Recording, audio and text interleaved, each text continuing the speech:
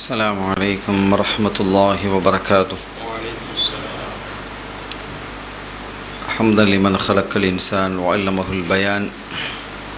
الصلاة والسلام على رسول الله وعلى آله حزب الله وأصحابه جند الله وبعد. وقد قال الله تعالى في القرآن العظيم والفرقان المجيد: أعوذ بالله من الشيطان الرجيم. بسم الله الرحمن الرحيم. إن الدين عند الله الإسلام. சங்கைக்குரிய பெரியவர்களே, அன்பு சகோதரர்களே, எல்லாம் வல்ல அல்லாஹுவின் பேரருளும் நபிகள் நாயகம் ஸல்லல்லாஹு அலைஹி வஸல்லம் அவர்களது நல்லாசியும் நம் அத்தனை பேர் மீதும் நிலவுமாக. அல்லாஹும் அவனது ரசூலும் எந்தெந்த கர்மங்களை எடுத்து நடக்க வேண்டும் என்று நமக்கு கட்டளையிட்டுள்ளார்களோ அவை அனைத்தையும் எடுத்து நடக்கவும், எவைகளை தவிர்த்து நடக்க வேண்டும் என்று உத்தரவு பிறப்பித்துள்ளார்களோ அவை அனைத்தையும் தவிர்த்து நடக்கவும் ஆரம்பமாக எனக்கும் உங்களுக்கும் நான் வசியத்தை செய்து கொள்கிறேன். அல்லாஹ் தௌஃபீக் செய்வானாக. ஆமீன். சங்கையான பெருமக்களே, இன்று முபாரக்கான ரமதான் மாதத்தினுடைய 14ஆம் நாள். இது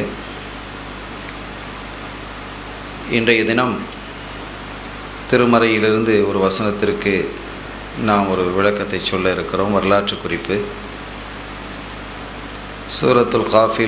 சூரத்து காஃபிலே வ அஸ்ஹாபுல் ஐக்கதி வ கௌமு துப்பா குல்லுன் கல்தப ருசுல ஃபஹக்க வஈத். அஸ்ஹாபுல் ஐக்கா என்ற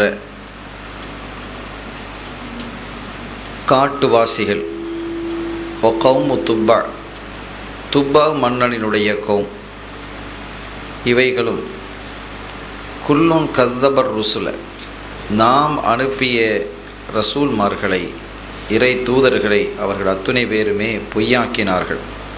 ஃபஹக்க வஈத், அவர்கள் மீது நாம் என்ன எச்சரிக்கை செய்தோமோ அந்த எச்சரிக்கை அவர்கள் மீது உறுதியாக ஆகிவிட்டது என்று ரப்புல் ஆலமீன் அல்லாஹ் ஜல்ல ஷானஹு வ தஆலா இதற்கு மேலுள்ள ஆயத்தோடு தொடர்புபடுத்தி இதை சொல்கிறார். மேலுள்ள ஆயத்தில் அஸ்ஹாப் ரஸ், கிணற்றுவாசிகள் என்று குறிப்பிடுகிறான். அதே மாதிரி ஃபிரௌனை குறிப்பிடுகிறான். இன்னும் சில கௌம்களை ஆத், ஹூத் அலைஹிஸ்ஸலாம் அவர்களுடைய கௌம்களை குறிப்பிடுகிறான். அவர்களோடு இவர்களையும் சேர்த்து இவர்கள் எல்லோருமே நாம் அனுப்பிய இறை தூதர்களை பொய்யாக்கினார்கள். அவர்களுக்கு நம்முடைய எச்சரிக்கை, வேதனை இறங்கும் என்ற அந்த எச்சரிக்கை உறுதிப்படுத்தப்பட்டுவிட்டது. ஏனெனில் இனிமேல் அவர்களுக்கு அல்லாஹ் தஆலா நடந்து முடிஞ்ச செய்தியை சொல்கிறான். இனிமேல் அவர்களுக்கு ஆகிரத்திலேயும் கடுமையான வேதனைகள் இருக்கிறது என்பதை இந்த வசனத்தின் மூலமாக அல்லாஹ் உறுதிப்படுத்துகிறான். ஒவ்வொரு காலத்திலும் அல்லாஹு தஆலா ஒரு நபியை அனுப்பியிருந்தான்.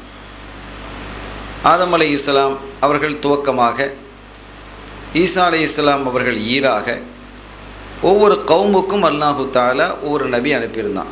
லிகுல்லி கௌமின் ஹாத், எல்லா சமூகத்திற்கும் நபி வந்திருக்கிறார்கள். நபி வராத கௌமே இல்லை என்கிறான் அல்லாஹ். அப்படி பார்த்தால் எல்லா மொழியிலும் எல்லா சமூகத்திலும் நபியை அல்லாஹ் தஆலா உற்பத்தியாக்கியிருக்கிறான். 1,24,000 நபிமார்கள் வந்திருக்கிறாங்கன்னா உலகம் முழுவதும் பரவலாக வந்திருக்கிறாங்க.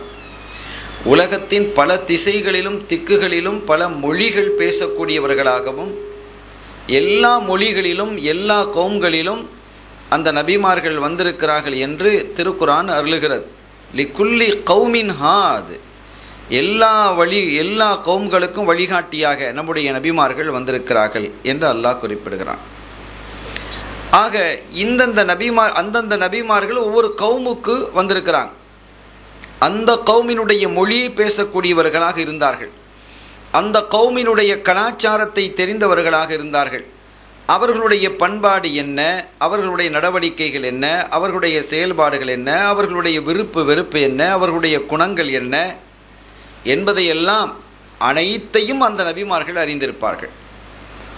அப்படி அறிந்திருந்து அவர்களுக்கு ஈடு கொடுக்கக்கூடிய நபிமார்களாக அந்தந்த நபிமார்களை அல்லாஹ் ஆக்கி வைத்திருந்தான். ஆனால் ஸல்லல்லாஹு அலைஹி வஸல்லம் அவர்கள் மாத்திரம் இதிலிருந்து விதிவிலக்காக ஆகிறார்கள். அவர்கள் என்னவென்றால் உலக மொத்தத்திற்கும் எல்லா கௌமுக்கும் அவர்கள் நபியாக வந்தார்கள். அதை அல்லாஹ் திருமறையிலே பல இடங்களிலே சுட்டி காட்டுகிறான். இன்று ஓதப்பட்ட வசனத்திலும் கூட ஒமா அர்சல் நேற்று ஓதப்பட்ட வசனத்திலும் கூட ஒமா அர்சல்னாக்க இல்லா ரஹமத்துல் லில் ஆலமீன், உலக மொத்தத்திற்கும் உங்களை ரஹமத்தாக அனுப்பி வைத்திருக்கிறோம் என்று அல்லாஹ் என்ன செய்கிறான், குறிப்பிடுறான். அப்படியெல்லாம் பார்க்கும் பொழுது ஒவ்வொரு கௌமுக்கும் நபிமார்கள் வந்திருக்கிறார்கள். இங்கே வாசஹாபுல் ஐக்கா என்று அல்லாஹ் குறிப்பிடுகிறான். ஐக்கா என்றால் கானகம், காடு, காட்டுவாசிகள். இது யாரை குறிக்கிறதுன்னா சையதுனா ஷுஐப் அலைஹிஸ்ஸலாம் அவர்களுடைய சமூகத்தை இது குறிக்கிறது என்று என்ன செய்வார்கள், சொல்வார்கள். நாம் இந்த செய்தியை இங்கே சொல்வதற்கு வரவில்லை. ஒவ்வொரு கௌமும் எப்படி நடந்து கொண்டார்கள் என்று அல்லாஹ் குர்ஆனில் விவரிக்கிறான். ஒவ்வொரு கௌமுக்கும் தனியான ஒரு வரலாறு இருக்கிறது. ஃபிரௌனை எடுத்துக்கொண்டால் அவனுக்கென்று ஒரு தனி வரலாறு. ஹூத் அலைஹிஸ்ஸலாம் அவருடைய சமூகத்தை எடுத்துக்கொண்டால் அதற்கென்று ஒரு தனி வரலாறு. ஆது சமூகத்தினர், சாலிஹ் அலைஹிஸ்ஸலாம் அவர்களுடைய கூட்டமாக இருந்தார்கள். சமூது கூட்டத்தினர், அவர்களுக்கென்று ஒரு வரலாறு. லூத் அலைஹிஸ்ஸலாம் அவர்களுடைய கூட்டத்திற்கென்று ஒரு வரலாறு என்று தனித்தனி வரலாறுகள். அவர்களுடைய நிலைகள் என்ன என்பதையெல்லாம் அல்லாஹ் எச்சரிக்கைப்படுத்தி குறிப்பிட்டு காட்டுகிறான். அந்த வகையிலே இங்கே நாம் இன்று சொல்லப்போவது கௌமு துப்பா என்கிறான் அல்லாஹ். துப்பா மன்னனினுடைய கௌம்கள், இவர்களும் என்ன செய்தார்கள், பொய்யாக ஆக்கினார்கள். யாரை, நம்முடைய நபிமார்களை பொய்யாக்குனதில் இவங்க துப்பா மன்னரினுடைய துப்பாயினுடைய கௌமும் என்று அல்லாஹ் சொல்கிறான். இப்போ துப்பா என்று சொல்ல இப்போ நம்ம என்ன நினைப்போம், இப்போ இயல்பாக என்ன நினைக்கிறோன்னு சொன்னால் ஆது சமூகத்தினர் என்று வரும்பொழுது அந்த ஆது எல்லாமே வீணா போனோன்னு நம்ம நினைக்கிறோம். அப்படி தான் இயல்பு. ஆனால் இங்கே சமூது கூட்டத்தினர் எல்லாமே வீணா போனவர்கள், அழிக்கப்பட்டு போனவர்கள். இங்கே கௌமு துப்பா என்று அல்லாஹ் குறிப்பிடும் பொழுது துப்பாவினுடைய கௌமை சார்ந்தவர்களும் என்ன செய்தார்கள், நபிமார்களை ரசூல்மார்களை அவர்கள் பொய்ப்படுத்தினர், பொய்யாக்கினர். அவர்கள் மீதும் நம்முடைய எச்சரிக்கை உறுதியாக ஆகிவிட்டது என்று அல்லாஹு தஆலா குறிப்பிடுகிறான்.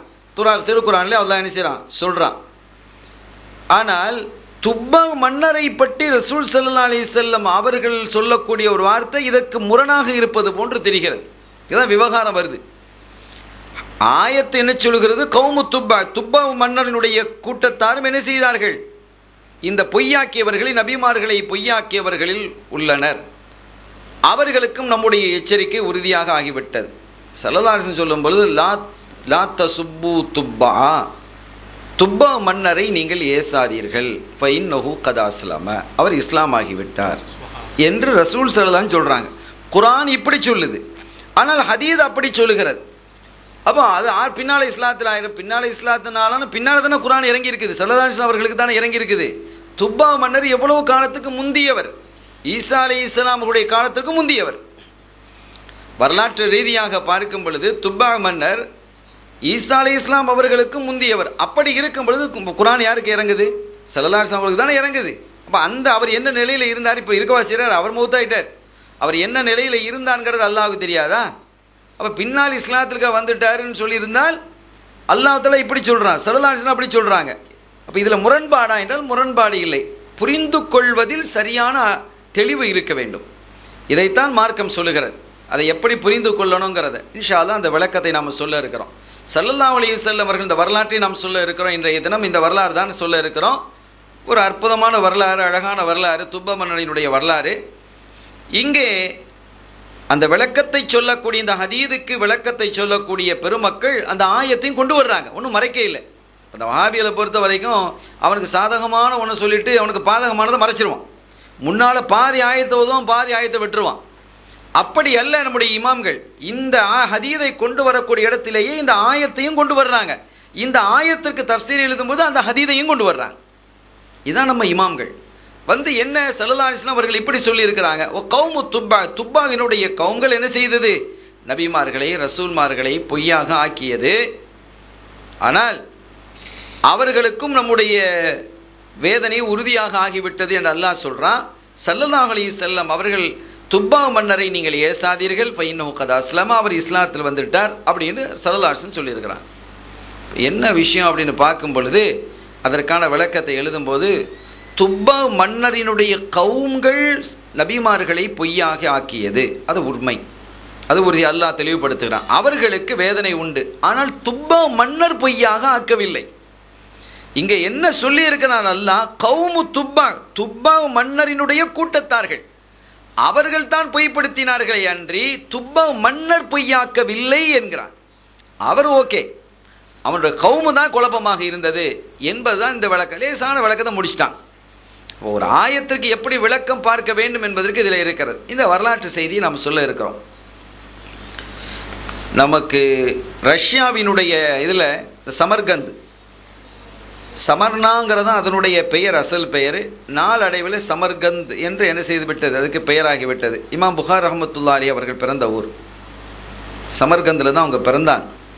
இந்த ஊரை உருவாக்கியவரே இந்த துப்பா மன்னர் தான். இந்த ஊரை உருவாக்கியவர் துப்பா மன்னர். இவருடைய விருப்பம் என்னென்னா, இவருக்கு பெரிய படை வச்சிருந்தார், நல்ல ஆற்றல் மிக்கவர், அறிவும் இருக்கிறது, பெரும் படையோடு அவர் இருந்தார். அவர் இந்த பிரயாண விரும்பி எங்கே ஒரே பிரயாணம் போய்கிட்டே இருப்பார், ஒரு படையோடு போய்கிட்டே இருப்பார்.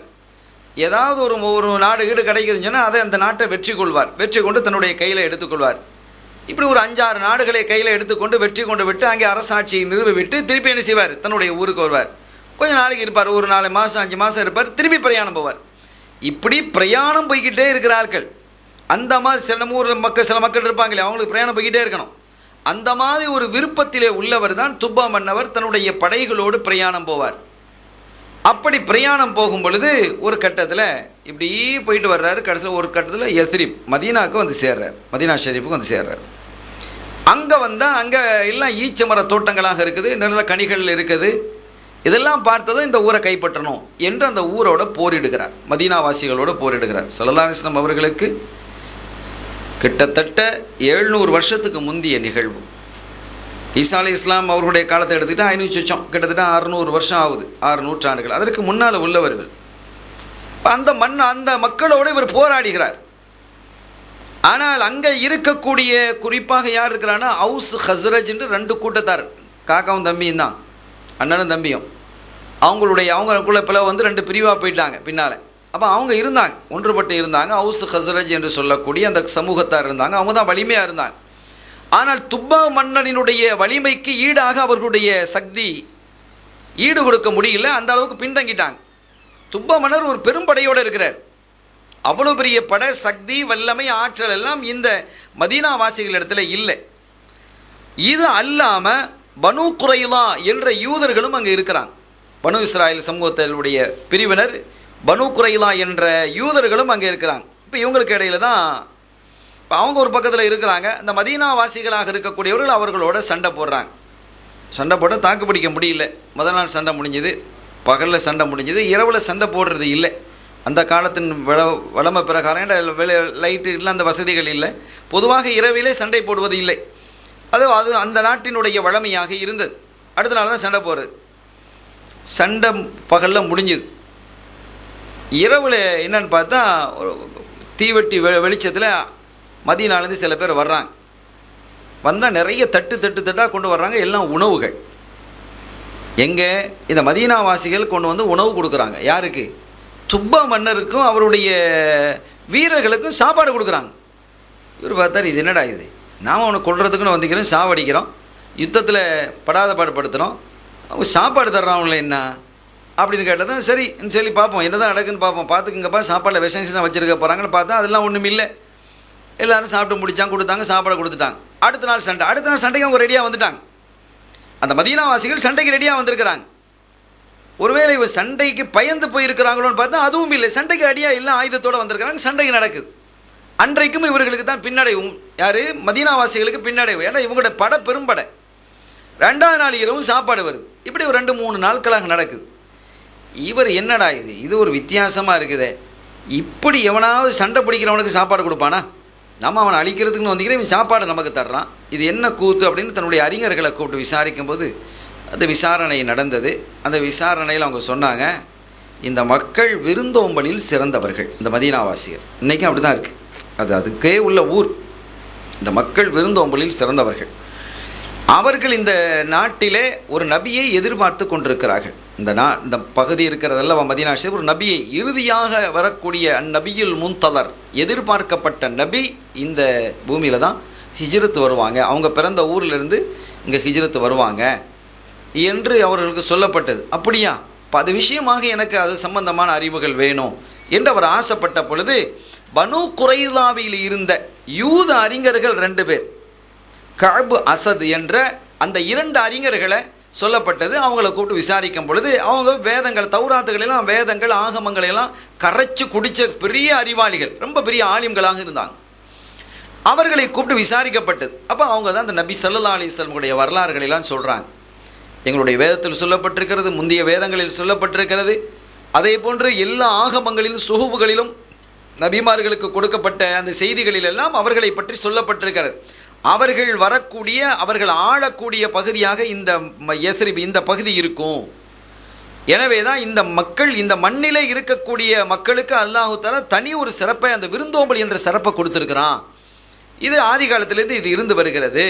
இந்த மண்ணை அவர்கள் ஆளுவார்கள், அவர்கள் ஆளக்கூடிய பகுதியாக இது இருக்கும்.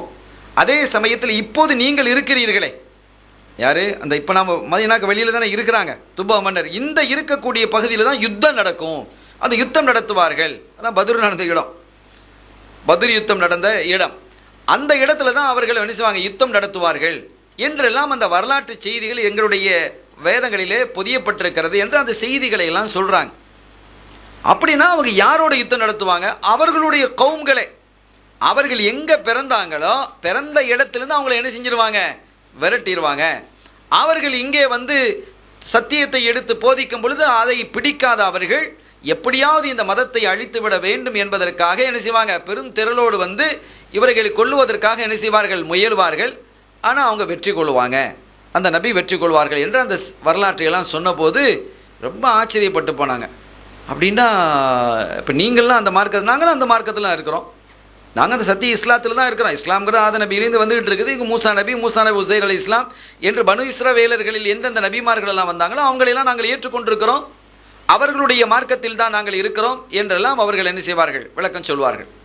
சொல்லிவிட்டு இதுதான் உண்மையான மார்க்கம், எத்தனையோ மக்கள் சிலைகளை வணங்கி கொண்டிருக்கிறார்கள், நீங்களும் சிலையை தான் வணங்கிட்டு இருக்கிறீங்க, துப்பா மன்னரை பார்த்து அது தவறு, அது செய்யக்கூடாது, அது இறைவனுக்கு ஷிர்க் வைப்பது, அதிலிருந்து வெளிப்படணும் என்றெல்லாம் நிறைய உபதேசங்களை செய்ததும் அந்த துப்பா மன்னர் கதாஸ்லம இஸ்லாத்தை ஏற்றுக்கிட்டார், முந்தைய நபிமார்களை ஏற்றுக்கொண்டார். ஏற்றுக்கொண்டு அந்த என்ன செய்தார், அங்கே ஒரு மதீனா ஷெரீஃபுக்கு உள்ளே வர்றார். மக்களை என்ன செய்கிறாங்க, அரவணைக்கிறாங்க, வாராங்க போகிறாங்க. அங்கே இருக்கக்கூடிய பாதிரிகள் எத்தனை, முக்கியமான பாதிரிகள் எத்தனை பேர் இருக்கிறாங்க என்று பார்த்தா 400 பாதிரிகள் இருந்தாங்க, யூத பாதிரிகள், அவ்வளோ முஸ்லீம்கள். அல்லாஹுவையும் மூசா அலை இஸ்லாம் இன்ன பிற வேதங்கள் நபிமார்களையும் கடைசியாக வரக்கூடிய ஸல்லல்லாஹு அலைஹி வஸல்லம் அவர்களையும் ஏற்றுக்கொண்ட சரியான உலமாக்கள். பின்னால் தானே ஸல்லல்லாஹு அலைஹி வஸல்லம் வந்த பிறகு தானே பைத்தியம் பிடிச்சிது, ஏற்றுக்கொள்ள மாட்டேன்னு நானும். அது வரைக்கும் சரியாக தான் இருந்தாங்க, அந்த வாழையடி வாழையாக சரியாக அந்த உலமாக்கள் இருந்தார்கள். ஸல்லல்லாஹு உலமா ஜாஹும் மாரஃபு கஃபரு பிஹி, ஸல்லல்லாஹு அலைஹி வஸல்லம் அவர்களிடத்தில் வந்த பிறகுதான் அவங்க யாருன்னு தெரிந்து மறுத்தார்கள். அது வரைக்கும் சரியாக தான் இருந்தானோ, ஸல்லல்லாஹு அலைஹி வஸல்லம் அவர்களை எதிர்பார்த்து கொண்டே இருந்தாங்க. ஏன் மறுத்தார்கள் அந்த யூதர்கள், ஏன் மறுத்தாங்கன்னு கேட்டால் எல்லா நபிமார்களுமே பனு இஸ்ராயேலரில் தான் வந்தாங்க. எல்லா நபிமார்களையும் பாருங்கள் பனு இஸ்ராயேல் சமூகத்தில் தான் என்ன செஞ்சிருக்கிறான், வந்திருக்கிறான். பல பகுதிக்கு போனாங்கன்னு சொல்லுங்கள். ஆனால் ஸல்லல்லாஹு அலைஹி வஸல்லம் அந்த கடைசியாக எதிர்பார்க்கப்பட்ட நபியை எல்லா வேதமும் வாழ்த்தியது, போற்றியது, எல்லாரும் அதை பின்பற்றணும், அந்த வேதங்கள் சொல்லியது, ஆகமங்கள் சொல்லியது, நபிமார்கள் அவர்களை பற்றி முன்னறிவிப்பு செய்தார்கள் என்று பல சிறப்புகள் இருக்கிறது. அப்படி இறுதியாக வரக்கூடிய அந்த சிறப்பான நபியும் தங்களினுடைய கூட்டத்திலிருந்து வருவார்கள் என்று தான் எதிர்பார்த்தானோ யூதர்கள். ஆனால் வரல, குறைஷிலேருந்து வந்துட்டாங்க. இதுதான் அவங்களுக்கு பெரிய ஏமாற்றம். உடனே இது எங்கே நாங்கள் எதிர்பார்த்த நபி இல்லைன்னு ஒரு போட்டானோ. மா அரஃபு, அவர்கள் அறிந்த நபிதான், கஃபரு பிஹி, ஆனால் என்ன செஞ்சிட்டான், காஃபிரா போயிட்டானோ. அது வரைக்கும் ஒழுங்காக தான் இருந்தார்கள். சரி, இது 700 வருஷத்துக்கு முன்னால் நடந்த நிகழ்வு. அப்படி அந்த நிகழ்விலே இந்த பனு குறைலாவில் இருக்கக்கூடிய இந்த கஅப், அசது என்று சொல்லக்கூடிய இந்த 2 அறிஞர்களும் அவர்களை பற்றி சொல்லிய போது அவர் இஸ்லாத்தை ஏற்றுக்கிட்டார், துப்பா மன்னர் ஏற்றுக்கிட்டார், அவரோட வந்தவங்களும் ஏற்றுக்கிட்டாங்க. அங்கே பார்த்தா ஒரு 400 அறிஞர்கள் இருக்கிறாங்க. அந்த 400 அறிஞர்களுக்கும் அழகான வீடு கட்டி கொடுத்தார் தன்னுடைய செலவில். மதீனா ஷெரீஃபில் என்ன செஞ்சார், நீங்களாம் நல்லா இருக்கணும், நீங்களாம் உலமாக்கள், நீங்களாம் அறிஞர்கள், நீங்கள் கண்ணியமாக இருக்கணும், மக்களுக்கு சத்தியத்தை எடுத்து சொல்லக்கூடியவர் என்று அழகான வீடுகளை கட்டி கொடுத்தார். 400 வீடு கட்டி கொடுத்துட்டு இன்னொரு வீடையும் கட்டினார். ஒரு மாடி, சின்ன ஒரு மாடியை வைத்து 401வது வீடை கட்டி அவர் சொன்னார், அந்த அங்கே இருக்கக்கூடிய அந்த 400 லீடர்களையும் பார்த்து சொன்னார், இந்த 2 பேர் இருக்கிறாங்களே, எனக்கு நேர்வழி காட்டினாங்களே, இந்த கஅப் அசத் என்று சொல்லக்கூடிய இந்த 2 உலமாக்களையும் நான் வச்சுக்கிறேன், என்னுடைய அவர்கள் இருக்கட்டும், அவர்களை நான் கண்ணியப்படுத்துகிறேன், அவர்களுடைய குடும்பத்தோடு என்னுடைய வரட்டும், நான் செல்லும் இடத்தெல்லாம் வரட்டும், அவர்களுக்கு எல்லாம் வசதி செய்து கொள்வேன், நீங்கள் 400 பேரும் இங்கே இருங்கள், இருந்து நீங்கள் உங்கள் என்ன பணியை நீங்கள் செய்கிறீர்களோ அந்த பணியை நீங்கள் செய்யுங்கள், உங்களுக்கு உண்டான எல்லா தேவைகளையும் நான் நிறைவுபடுத்தி தருகிறேன் என்று சொல்லிவிட்டு அவர்களுக்கெல்லாம் வீடு கட்டி கொடுத்ததோடு 401வது வீட்டையும் கட்டி கொடுத்து அதை பற்றி ஒரு பத்திரமும் எழுதுகிறார். நம்ம ஒரு பத்திரம் சொல்லுமில்ல, பட்டயம், அந்த பத்திரமும் பட்டயமும் எழுதி சொல்கிறார், இந்த வீடு இறுதியாக வரக்கூடிய கண்மணி நாயகம் ஸல்லல்லாஹு அலைஹி வஸல்லம் அவர்களுக்கு இந்த துப்போ மன்னரினுடைய அன்பளிப்பு. எப்போ அன்பளிப்பு செய்கிறாரு? 700 வருஷத்துக்கு முன்னால் அன்பளிப்பு எழுதுகிறார். அந்த வீட்டை எழுதி அங்கே இருக்கக்கூடிய அந்த 400 உலமாக்களுடைய தலைவர்கிட்ட அதை கையில் கொடுத்து ஒப்படைக்கிறார். அந்த பட்டயத்தில் எழுதி தாமிர பட்டணத்தை எழுதி என்ன செய்கிறாரு, அதை சைனை வச்சு அவங்கள்ட்ட கொடுக்குறாரு. இந்த வீடை வந்து அவங்களுக்கு அது வரைக்கும் நீங்கள் உபயோகிச்சுக்கங்க, அந்த வீட்டை நீங்கள் என்ன செஞ்சிடணும், அவங்க வந்து அதை ஒப்படைக்கணும். எப்போ வர்றாங்கன்னு அப்போலாம் சொல்லப்படலை, தெரியல, வர்றாங்கன்னு எல்லாம் எதிர்பார்த்துட்டு இருந்தாங்க. இனி அது முடிஞ்சு 700 வருஷத்துக்கு பிறகு அங்கே வர்றாங்க. இனி அந்த வரலாறு அப்படியே இருக்கட்டும். இங்கிருந்து புறப்பட்டு வந்தார்கள். இங்கிருந்து புறப்பட்டு வந்து பல பகுதிகளுக்கும் போனாங்க. போயிட்டு மக்காவினுடைய பகுதிக்கு வரும் பொழுது இடையில் ஹுதைல் கோத்திரத்தார்னு ஒரு கோத்திரத்தார், இவங்களுக்கும் மக்காவாசிகளுக்கும் நீண்ட நாள் பகை. இந்த மக்காவாசிகளை இவங்களோட ஜெயிக்க முடியல. இந்த ஹுதைல் கோத்திரத்தார் நல்ல வீரமான ஆட்கள் தான், ஆனாலும் மக்காவாசிகளை ஜெயிக்க முடியல. ரொம்ப காலமாக யுத்தம் நடத்தி போர் நடத்தியும் கூட அவர்களால் ஜெயிக்க முடியாத ஒரு நிலைமை இருந்து கொண்டே இருந்தது. எப்படியாவது ஜெயிக்கணும்னு பார்த்தாங்க, முடியல. ஒரு நல்ல ஒரு வாய்ப்பு கிடச்சிது. துப்பா மன்னர் இந்த பக்கம் வர்றாரு. அவர்கிட்ட போய் சொன்னாங்க, மன்னரே, நைஸாக இரவில் கண்டு ஒரு விஷயத்தை சொன்னாங்க, ஒரு விஷயம் உங்களுக்கு ஒரு ரகசியத்தை நான் சொல்லட்டுமா? இந்த பக்கத்தில் நீங்கள் போகிறீங்களே, இந்த பக்கத்தில் மக்காண்டு ஒரு ஊர் இருக்குது. சரி, அங்கே என்ன? அங்கே கருப்பு கட்டிடம் ஒன்று இருக்கும். சரி, அதுக்குள்ளே இந்த மக்காவாசிகள்லாம் பொற்குவியல்களையும் பொக்கிஷங்களையும் செல்வங்களையும் உள்ள போட்டு என்ன செஞ்சுருக்கிறாங்க, புதைச்சி வச்சுருக்கிறாங்க. அதுக்குள்ளே நிறைய கிடக்குது. அதனால் அந்த மக்களை நீங்கள் அழித்து அவர்களோடு சண்டையிட்டு அவர்களை அழித்து ஒழித்ததோடு மாத்திரமல்லாமல் நீங்கள் அந்த காபாவை இடித்தால் அதற்குள்ளே இருக்கக்கூடிய எல்லாத்தையும் நீங்கள் என்ன செஞ்சிடலாம், எடுத்துடலாம் அப்படின்ட்டு ஒரு துரோகத்தன்மையிலே ஒரு குபாடமாக என்ன செஞ்சாங்க, இந்த செய்தியை சொல்லி வைக்கிறாங்க. உண்மையில் அங்கே தங்கம் பொக்கிஷம்லாம் அங்கே உள்ளே இல்லை, அங்கே இல்லை. ஆரம்பத்தில் அதில் கொஞ்சம் போட்டு வச்சிருக்கிறேன், அது வேறு தனி வரலாறு நம்ம சொல்லப்பட வேண்டியது. இவர்களுடைய நோக்கம் என்னன்னா, காபா உடைக்கப்படணும், மக்காவாசிகளும் ஒழிக்கப்படணும். ஏன்னா அவங்களுக்கும் 2 பேருக்கும் இடையில் இருக்கக்கூடிய இந்த பிரச்சனையினால இப்படி சொன்னதும் அவர் அதற்குண்டான ஆயத்தத்தில் ரெடியாகி நாளை தினம் நம்ம அங்கே போகணும், தன்னுடைய படைவாசிகளுக்கெல்லாம் உத்தரவு போடுறாரு. அந்த ஊரை போய் நம்ம அழித்து ஒழித்து இந்த காபாவை இடிக்கணும், அங்கே இருக்கக்கூடிய பொருட்களை எல்லாம் கொள்ளையடிக்கணும், எல்லாம் தயாராகிறீங்க அப்படின்னு சொன்னதும் இந்த 2 உலமாக்கள் பக்கத்தில் இருக்கிறாங்களா இல்லையா, கஅப் அசத் என்று சொல்லக்கூடிய இந்த 2 பேரும் வந்தாங்க. மன்னரே, என்ன முடிவுக்கு நீங்கள் வந்திருக்கிறீங்க? இல்லை, அந்த ஊருக்கு போகணும், மக்காவை கைப்பற்ற போகிறோம், கைப்பற்றி அவர்களை எல்லாம் அழித்து இந்த காபாவை இடித்து அங்கே நிறைய பொக்கிஷம் இருக்குது, அது இருக்குது. யார் சொன்னது இப்படி உங்கள்கிட்ட சொன்னது யார்? அதுக்குள்ளே பொக்கிஷம் அதெல்லாம் இருக்குன்னு சொல்லி சொன்னது யார்? இந்த ஹுதைல் கோத்திரத்தார். அப்படி சொல்லுங்கள், கொஞ்சம் அமைதியாக இருங்க, நாங்கள் சொல்கிறத விஷயத்தை கேளுங்க. என்ன? மக்காவாசிகளாக இருக்கக்கூடிய அந்த மக்களுக்கும் இந்த ஹுதைல் கோத்திரத்தாருக்கும் இடையிலே பகை, நீண்ட கால பகை. பல தடவை யுத்தங்கள் நடந்திருக்கிறது. ஆனால் அந்த ஹுதைல் கோத்திரத்தால் மக்காவாசிகளை ஜெயிக்க முடியவில்லை. இதற்கு என்ன வழின்னு பார்த்துட்டு இருந்தாங்க. இப்போ நீங்கள் கிடச்சிருக்கிறீங்க. தன்னால் முடியல. சில பேர் இருக்கிறான், தானே நேரம் வரமாட்டான், இன்னொருத்தனை தூண்டி விட்டு அதாப்பு காப்பான், நீ போய் பாருமா. அவனை தூண்டி விட்டு இவனை தூண்டி இவன் பின்னால் உட்காந்துக்கிட்டு இருப்பான். விஷமிகள் இருக்கிறானோ, எல்லா காலத்துலையும் எல்லா நாடுகளும் இருக்கிறான். அவன் சும்மா உட்காந்துக்கிடுவான், இவன் நல்ல புள்ள மாதிரி இருப்பான். அங்கே அவனை தூண்டி விட்டு இவனை தூண்டி விட்டு அவன் ஆட்டம் பார்க்கறதுக்கு இருப்பான், இவன் சும்மா உட்காந்துட்டு இருப்பான். இந்த மாதிரி விஷமிகள் இந்த ஹுதைல் கோத்திரத்தான் அந்த விஷமத்தனத்தை செய்தார்கள். ஆக இவர்கள் உங்களை தூண்டி விட்டுருக்கிறாங்க. இதுக்குள்ள தங்கம் பொக்கிஷம் அதெல்லாம் கிடையாது. அது இறைவனுடைய இல்லம், திரு கஅபா, இறைவனுடைய முதல் ஆலயம். அல்லாஹ் தஆலா இந்த பூமியிலே முதலாவது ஏற்படுத்திய ஆலயமாக தன்னை வணங்கப்படுவதற்கு ஒன்றாக என்ன செய்தான், அதை வைத்தான்.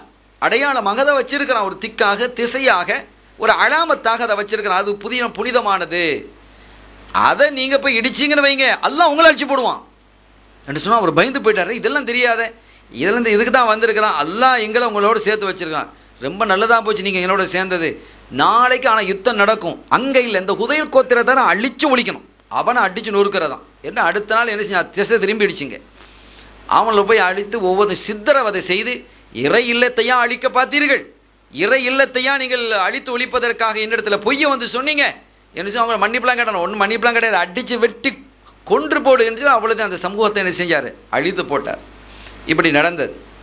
இதற்கு பிறகு பல நாடுகளுக்கு போய்விட்டு தன்னுடைய பகுதியாக யமனை தான் அவர் ஆண்ட பகுதி, யமனுக்கு வந்து சேர்ந்தார். சேர்ந்ததும் எப்படி வணங்கணும், இறைவனை வணங்கணும், நபிமார்களை ஏற்றுக்கொள்ளணும், சிலைகளை வணங்கக்கூடாதுங்கிற செய்திலாம் சொன்னோடனே மக்களுக்கு மத்தியில் பெரிய கிளர்ச்சி வந்துடுச்சு. என்னடா இது புதுசாக ரொம்ப சட்டத்தை சொல்கிறார் அரசர், இவ்வளோ நாள் அவர் நம்மளோட உட்காந்து சிலைகளை வந்துக்கிட்டு வணங்கிட்டு இருந்தார், சாமிகளை வணங்கிட்டு இருந்தார், இன்றைக்கி புதுசாக இப்படி ஒரு பிரச்சனையை கொண்டு வருகிறார். என்னோட பெரிய கிளர்ச்சிகள் கிளம்பியது, அழித்து இதெல்லாம் சரிப்படாது என்று பெரிய மக்களுக்கு மத்தியிலே பெரிய கொந்தளிப்பும் கலவரமும் ஏற்படக்கூடிய நிலை இருந்தது. அப்போ அந்த மக்கள் தலைவர்களாக இருக்கக்கூடியவர்கள், சாமிகள் பூசாரிகளாக இருக்கக்கூடிய அவங்களுடைய எல்லாத்தையும் அழைத்தார்கள். அழைத்து அவங்களோட பேசினார். இந்த பாருங்கள், இந்த கிளர்ச்சியெல்லாம் செய்யக்கூடாது, நம் மக்கள் நம்ம நல்லா சந்தோஷமாக இருக்கணும், மன நிறைவோடு இருக்கணும், இந்த மாதிரி விவகாரமெல்லாம் நம்ம என்ன செய்யக்கூடாது என்று சொல்லிவிட்டு, மார்க்கம்ங்கிறது என்ன, நாம் அறியாமையில் இருந்திருக்கிறோம். சிலைகளை செய்கிறது யார், நாம் தானே செய்கிறோம். நாமே செய்துட்டு நாமே வணங்கினா அதில் என்ன அர்த்தம் இருக்குது? அட நாம் செஞ்சுதே நமக்கு தலைவனாக இருக்க முடியுமா? நாம் ஒன்று செய்கிறோம், சாமியை செஞ்சுட்டு நாமளே வணங்கினா அது நமக்கு கடவுளா? இது முறையா? இது நேர்முரணானது அல்லவா? இதெல்லாம் நம்ம அறிவோடு நம்ம சிந்திக்கலை. இப்போது நம்ம சிந்தித்து பார்க்குறோம். அந்த அறிஞர்கள் வந்தார்கள், விளக்கத்தை எடுத்து சொன்னாங்க, நேரான போதனைகள் பார்வைகள் இருந்தது, அழகான வழிகளை நமக்கு காட்டியிருக்கிறாங்க. எனவே இஸ்லாம் தான் உண்மையான மார்க்கம் என்றெல்லாம் எடுத்து சொன்னால் அவன் அந்த பிடிவாதத்துலேருந்து வரல. இல்லைன்னு பெரிய கிளர்ச்சிகள் வந்து. அப்போ ஒரு முடிவுக்கு வருவோம். என்ன முடிவுக்கு? அந்த ஊரில் ஒரு நடைமுறை ஒன்று இருந்தது. அந்த ஊரில் ஒரு குன்று, சின்ன மலை. அந்த மலை அடிவாரத்தில் எப்போதும் நெருப்பை மூட்டி வைத்திருப்பாங்க. அந்த நெருப்பு எரிஞ்சிக்கிட்டே இருக்கும். அதை வணங்குறது இல்லை, இவங்க வணங்குற சிலைகளை தான் வணங்குவாங்க.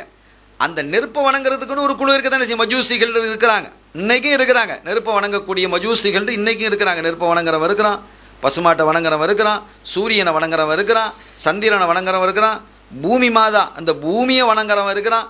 என்னதெல்லாம் அவனுக்கு சிறப்பாக தெரியுதோ அதையெல்லாம் வணங்குறவன் இருக்கிறான்.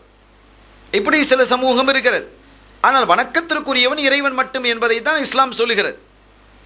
அந்த அடிப்படையிலே பார்க்கும் பொழுது அந்த நெருப்பு என்பது அவங்க வணங்குறது இல்லை, அவங்க ஒரு காரணத்துக்காக வச்சுருந்தாங்க. உதாரணமாக யாராவது தப்பு தவறு செஞ்சுட்டா, குற்றம் அவர்களுக்கு இடையிலே நிகழ்ந்து விட்டது என்று சொன்னால் உண்மையிலே குற்றவாளிகள் யார், இவனா அவனா, அவனா இவனா, அவர்களா இவர்களா என்ற நிலை வரும் பொழுது என்ன செய்வார்கள்னா, அந்த ரெண்டு பேரையும் அந்த நெருப்பு பக்கத்தில் அனுப்பிடுவாங்க. இது அவர்களிடத்திலே நடந்து வந்திருக்கு. அல்லாஹ் அதுக்கு ஒரு அனுமதி வச்ச மாதிரி இருக்குது. அதில் உண்மையான குற்றவாளி யாரோ அவரை அந்த நெருப்பு முன்னால் வந்து கரிச்சு போட்டுரும், திருப்பி அந்த இடத்துக்கு போயிடும் அந்த நெருப்பு. இப்படி ஒரு வழமை துப மன்னர் காலத்தில் இருந்தது. அந்த அடிப்படையில் இப்போது நாம் என்ன செய்ய போகிறோம் என்று சொன்னால், நாம் என்ன செய்வோம், அந்த நெருப்புக்கு முன்னால் போவோம். யார் சத்தியத்தில் இருக்கிறான்னு சொல்லி, நீங்கள் சாமிகள்லாம் வாங்க, நீங்கள் இருக்கக்கூடிய உங்களுடைய பூசாரிகள்லாம் நீங்கள் வாங்க, நீங்கள் உங்களுடைய சிலைகளை, அவங்கெல்லாம் சிலைகளை வச்சுட்டு நாங்கள் வருவோம்னாங்க, வாங்க. நான் என்ன செய்கிறேன், இந்த ரெண்டு அறிஞர்களாக இருக்கக்கூடிய இந்த பாதிரிமார்கள், இந்த பாதிரிமார்களோடு நாங்கள் ஏற்றுக்கொண்டிருக்கக்கூடிய வேதத்தினுடைய அந்த பேப்பர்ஸ், ஓலைகள், ஆகமங்கள், சூவுகள், இவைகளெல்லாம் நாங்கள் கழுத்தில் போட்டுக்கிட்டு நாங்கள் வர்றோம், நீங்கள் உங்கள் கழுத்தில் அந்த புத்துகளை போட்டுக்கிட்டு வாங்க என்று ஒரு முடிவானது. ஏற்கனவே இது வலிமையாக நடந்து கொண்டிருப்பதின் காரணம் இது எல்லா மக்களும் ஏற்றுக்கிட்டாங்க. அதை பார்க்கறதுக்குன்னு ஒரு பெரிய குழுவும் வந்தது. அப்போ ஒரு பெரிய கூட்டம், யார், இந்த சாமியார்களுடைய கூட்டம், ஒரு பெரும் கூட்டமாக என்ன செஞ்சாங்க, அந்த சிலைகளை எடுத்துக்கொண்டு தலை மீதும் தோல் மீதும் வைத்துக்கொண்டு வர்றாங்க. துப மன்னரும் அவரோடு இந்த இரண்டு பேரும் கஅப் அசத் என்று சொல்லக்கூடிய இந்த இரண்டு அறிஞர்களும் என்ன செய்றாங்க, அங்கே வர்றாங்க. அப்படி வரும் பொழுது கிட்ட அப்படி நெருங்குறாங்க, நெருப்பு எரிந்து கொண்டிருக்கிறது. கிட்ட நெருங்க போகக்கூடிய நேரத்தில், அது கிட்ட நெருங்கும் பொழுது அந்த நெருப்பு முன்னால் வர ஆரம்பிச்சுது. மக்கள்லாம் பார்த்துக்கிட்டு இருக்கிறாங்க, என்ன நடக்க போதோ, யாரை கரிக்க போதோ தெரியலையே என்று பார்த்து கொண்டிருக்கிறார்கள். அந்த நெருப்பு முன்னால் அப்படியே கடன்னு எரிந்து வருகிறது. எரிந்து கொண்டே முன்னால் வந்து எல்லாரையும் சூழ்ந்து கொண்டது, எல்லாரையும் சூழ்ந்துடுச்சு. சூழ்ந்து கடைசியில் அதுக்கப்புறம் பின்னால் என்ன செய்யுது, திரும்பி போகும் பொழுது எல்லாம் எரியுது. யார் எரியுதா, என்ன நடக்குது என்பதெல்லாம் இதில் ஒரே ஓலம் சத்தம். அந்த புத்துகளை எடுத்துக்கொண்டு வந்தவர்கள் ஆயிரக்கணக்கான பேர் இருந்தாங்க. ஓன்னு ஒரு பெரிய சத்தமாக இருந்தது. கடைசியில் இவங்கன்னு 3 பேர் தான் இவருடைய படைகளை ஏற்றுக்கொண்டாலும் இவங்களுடைய சார்பில் வந்தது துப்ப மன்னரும் அந்த 2 அறிஞர்களும் தான். இந்த 3 பேரும் தான். ஒரே சத்தமாக இருந்தது. எல்லாம் கரித்து நாசமாக்குறதுன்னு எல்லாம் மக்கள் பார்த்து கொண்டிருக்கிறாங்க. திருப்பி அதை என்ன செய்தது, கரித்து போட்டு விட்டு அது திரும்பி போய் விட்டது. இந்த 3 பேரும் அப்படியே நிற்கிறாங்க. இந்த 3 பேரை தவிர எல்லாரும் எரிஞ்சு போயிட்டாங்க. இவங்களாம் அந்த நெருப்பு ஒன்றும் செய்யலை. இந்த நெருப்பை என்ன செய்யலை, ஒன்றும் செய்யாத நிலைமையில் அது அப்படியே திரும்பி போய்விட்டது. ஆக இவர்கள் தான் சத்தியத்தில் இருக்கிறார்கள் என்பதை தெரிந்து கொண்டு அந்த பகுதி இன்னொரு பகுதியில் வாழக்கூடிய ஹிம்யர் என்று சொல்லக்கூடிய ஒரு பெரும் கூட்டத்தார் சத்திய இஸ்லாத்துக்கு வந்தான். இதுதான் துப்பா மன்னரினுடைய வரலாறு. அதைத்தான் ஸல்லல்லாஹு அலைஹி வஸல்லம் சொன்னாங்க, துப்பா மன்னரை நீங்கள் என்ன செய்யாதீங்க, ஏசாதீங்க, அவர் இஸ்லாத்துக்கு வந்து விட்டார் என்று கண்மணி நாயகம் ஸல்லல்லாஹு அலைஹி வஸல்லம் அவர்கள் குறிப்பிட்டார்கள். அருமையான பெருமக்களே, இப்போது இன்னொரு செய்தி நம்ம விட்டுட்டு வந்திருக்கிறோம். இடையில என்ன செய்தி நாம் விட்டுட்டு வந்திருக்கிறோம் என்று கேட்டால், இந்த துப்பா மன்னர் வந்து ஒரு வீட்டை ஸல்லல்லாஹு அலைஹி வஸல்லம் கட்டி கொடுத்தார். நாளடைவில் அது அப்படியே அவருடைய கையிலிருந்து இவருடைய கை இப்படி மாறி மாறி பல இதுகள் எப்படியோ போயிடுச்சு. அந்த வீடு எது யார் 700 வருஷமெல்லாம் ஆகுது. அந்த பட்டயம் என்னாச்சு அதெல்லாம் தெரியாது. கண்மணி ஸல்லல்லாஹு அலைஹி வஸல்லம் அவர்கள் மக்காவிலிருந்து மதீனாவுக்கு ஹிஜ்ரத் வர்றாங்க. இப்போ அவங்களும் வந்துட்டாங்க, பிறந்தாச்சு. பிறந்து 53வது வயசில் அவங்க மக்காவிலிருந்து மதீனாவுக்கு ஹிஜ்ரத் வர்றாங்க. ஹிஜ்ரத் வர்ற வழியிலேயே நிறைய அற்புதமான காட்சிகள்லாம் நடக்குது. அழகான நிகழ்வுகள் அதில் இருக்கிறது. இன்ஷா அல்லாஹ் வாய்ப்பு கிடைத்தால் ஹிஜ்ரத்தை பற்றி நாம் ஒரு நாள் சொல்லுவோம். அப்படி அவர்கள் வருகை தருகிறார்கள். வருகை தந்த போது முதலாவது குபாவில் தான் தங்கினாங்க. குபாங்கிறத பள்ளியில் தான் என்ன செய்ய தங்கி அங்கனைக்குள்ள ஒரு பள்ளியை நிர்மாணிக்கிறாங்க. இப்போ மஸ்ஜிது குபா இருக்கிறது அல்லவா, அதில் தான் முதலாவது என்ன செய்கிறாங்க. மஸ்ஜிது நபவி உருவாகுவதற்கு முன்பாக மஸ்ஜிது குபா உருவாகிவிட்டது. உசைத் இப்னு ஹுதைர்ன்ற ஒரு சஹாபி இருந்தாங்க. அவங்க வந்து மதீனாவாசி தான். அவங்களுடைய வீட்டில் தான் ஆரம்பத்தில் என்ன செய்யுது, அந்த தொழுகையெல்லாம் நடந்து கொண்டிருந்தது. அதுக்கப்புறம் ஸல்லல்லாஹு அலைஹி வஸல்லம் அவர்கள் வந்து மஸ்ஜிது குபாவை நிர்மாணித்தார்கள். அதற்கு பிறகு தான் மதீனா, குபாங்கிறது மதீனா அல்ல, இன்றைக்கு மதீனாவோடு அது சேர்ந்த ஒரு பகுதியாக ஆகிவிட்டது. அது ஒரு தனி ஊராக கிராமமாக இருந்தது. அந்த குபாவிலே அவர்கள் வந்து இருந்து சில நாட்கள் தங்கிவிட்டு அதற்கு பிறகு தான் என்ன செய்றாங்க, மதீனா ஷரீஃபுக்கு வர்றாங்க. மதீனா ஷரீஃபுக்கு வந்தால் மக்கள்லாம் வரவேற்கிறாங்க, பிள்ளைகள்லாம் வரவேற்கிறாங்க, எல்லாரும் ஆவலோடு இருக்கிறாங்க. நேரத்தோடைய முஸாப் இப்னு உமைர் ரலியல்லாஹு தஆலா அன்ஹு அவர்களை நேற்று நாம் சொன்னோம். அவர்கள் என்ன வந்து இஸ்லாத்தை எடுத்து சொல்லி மக்களை இஸ்லாத்தின்பால் அழைத்திருக்கிறார்கள். அது அல்லாமல் பையத்துல் அக்கபத்துல் ஊலா, அக்கபத்து சானியா என்று 2 பையத்துகள் ஏற்கனவே மக்காவில் வச்சு நடந்தது. மக்காவில் வந்து சூக்கு உக்காதுன்னு ஒன்று இருக்குது, சந்தை, வருஷ சந்தை. அது வருஷத்தில் கிட்டத்தட்ட 2-2.5 மாதங்கள் அந்த சந்தை நடக்கும். எல்லா பகுதியிலேருந்து மக்கள் வருவாங்க. அப்போது அந்த சந்தைக்கு மக்கள் கூடக்கூடிய இடத்துல போய் ஸல்லல்லாஹு அலைஹி வஸல்லம் அவர்கள் இந்த பிரச்சாரத்தை பண்ணுவாங்க. இஸ்லாத்தை பற்றி எடுத்து சொல்லுவாங்க, தௌஹீதை பற்றி எடுத்து சொல்லுவாங்க. எடுத்து சொல்லும் பொழுது எதிர்ப்புகள் அதிகமாக இருந்தது. ஒரு கட்டத்தில் மதீனாவிலிருந்து வந்த மக்கள் என்ன செய்கிறாங்க, பார்க்குறாங்க, இவங்களுடைய வார்த்தையில் உண்மை இருக்கும் போல தெரியுதே, இப்போ நேராக போய் சந்திச்சா விவகாரம் போல இருக்குது என்று இரவோடு இரவாக ஸல்லல்லாஹு அலைஹி வஸல்லம் அவர்களை அக்கபாங்கிற ஒரு இடத்துல போய் சந்திச்சாங்க. அதான் பையத்துல் அக்கபா. முதல்ல ஒரு 12 பேர், அதுக்கு பிறகு 72 பேர் வந்து என்ன செஞ்சாங்க, சந்தித்தார்கள். அப்போ அவர்கள் மூலமாக அதில் வந்தவங்க தான் உம்மு சுலைம் ரலியல்லாஹு தஆலா, ஒரு பெண்மணி. உம்மு சுலைம் நாயகி ரலியல்லாஹு தஆலா அன்ஹா அற்புதமான ஒரு சஹாபியத்து பெண்மணி. அப்போ அவர்களும் வந்து அவங்க என்ன செய்ய, பெண்களுக்கு மத்தியிலே பிரச்சாரம் பண்ணாங்க. அவங்களாம் நேரடியாக நிறைய பெண்களை தன்னுடைய கையில் எடுத்து வச்சுருந்தாங்க. ஏன்னா இவர்கள்லாம் ஸல்லல்லாஹு அலைஹி வஸல்லம் அவர்களை ஆவலோடும் ஆசையோடும் ஆர்வத்தோடும் எதிர்பார்த்து கொண்டிருந்தார்கள். அப்படி எதிர்பார்த்து கொண்டிருக்கும் போது தான் ஸல்லல்லாஹு அலைஹி வஸல்லம் நினைச்சாங்க உள்ளே போகிறார். உள்ளே போகும் பொழுது மக்கள் ஆரவாரத்தோடு வரவேற்கிறாங்க. ஏன்னா ஸல்லல்லாஹு அலைஹி வஸல்லம் பற்றி நிறைய செய்திகள் சொல்லப்பட்டிருக்குது. இதில் ஒரு பெரிய விஷயம் என்னன்னு சொன்னால், இந்த பனு குறைலா என்று சொல்லக்கூடிய யூதர்கள் அங்கே இருக்கிறாங்க. ஏற்கனவே நம்ம பார்த்தோமே, அந்த யூதர்கள் அங்கே இருக்கிறாங்க, நிறைய யூதர்கள் இருக்கிறாங்க. அந்த யூதர்கள் ஏன் மதீனாவிற்கு வந்தாங்கன்னு சொன்னால், ஸல்லல்லாஹு அலைஹி வஸல்லம் அங்கே வரப்போகிறாங்கன்னு தெரிஞ்சுதான் அங்கே வந்தாங்க. பனு குறைலாக்கள் என்று சொல்லக்கூடிய யூதர்களும் மற்ற யூதர்களும் இந்த மதீனாவிற்கு வந்ததே, அவர்கள் பிறந்த ஊரெலாம் வேறு. மதீனா ஷெரீஃபுக்கு வந்ததினுடைய நோக்கமே ஸல்லல்லாஹு அலைஹி வஸல்லம் அவர்களுடைய ஹிஜ்ரத் செய்யக்கூடிய இடமாக அது இருக்கிறது என்பதை வரலாற்றிலே அவர்களுடைய வேதத்திலே அறிந்துதான் அங்கு வந்து தங்கினார்கள். அவர்கள் மூலமாக இந்த மதீனாவாசிகள் நிறைய செய்திகளை கேள்விப்பட்டிருக்கிறாங்க. வேதத்தில் சொல்ல சொல்ல அப்படியே அந்த நபி அப்படிப்பட்டவர்கள் இப்படிப்பட்டவர்கள், அவர்கள் கேட்டால் அல்லாஹ் கொடுப்பான், அவர்களை பின்பற்றி ஆகணும், எல்லா நபிமார்களும் அவர்களை கொண்டு ஈமான் கொண்டிருக்கிறார்கள் என்று வேதத்தில் ஸல்லல்லாஹு அலைஹி வஸல்லம் அவர்களை பற்றி சொல்லப்பட்ட செய்திகளை எல்லாம் நிறைய என்ன சொன்னார். முந்தைய வேதங்களில் பார்த்தா ஸல்லல்லாஹு அலைஹி வஸல்லம் புகழ் நிறைய இருந்திருக்கு, மௌலிதாக இருந்திருக்கு வேதங்களில். ஒருத்தர் தௌராத்து வேதத்தை ஓதிட்டு வர்றார், தௌராத்தை ஓதுறார். அவர் மூசா நபி மேலே ரொம்ப பாசம் கூட.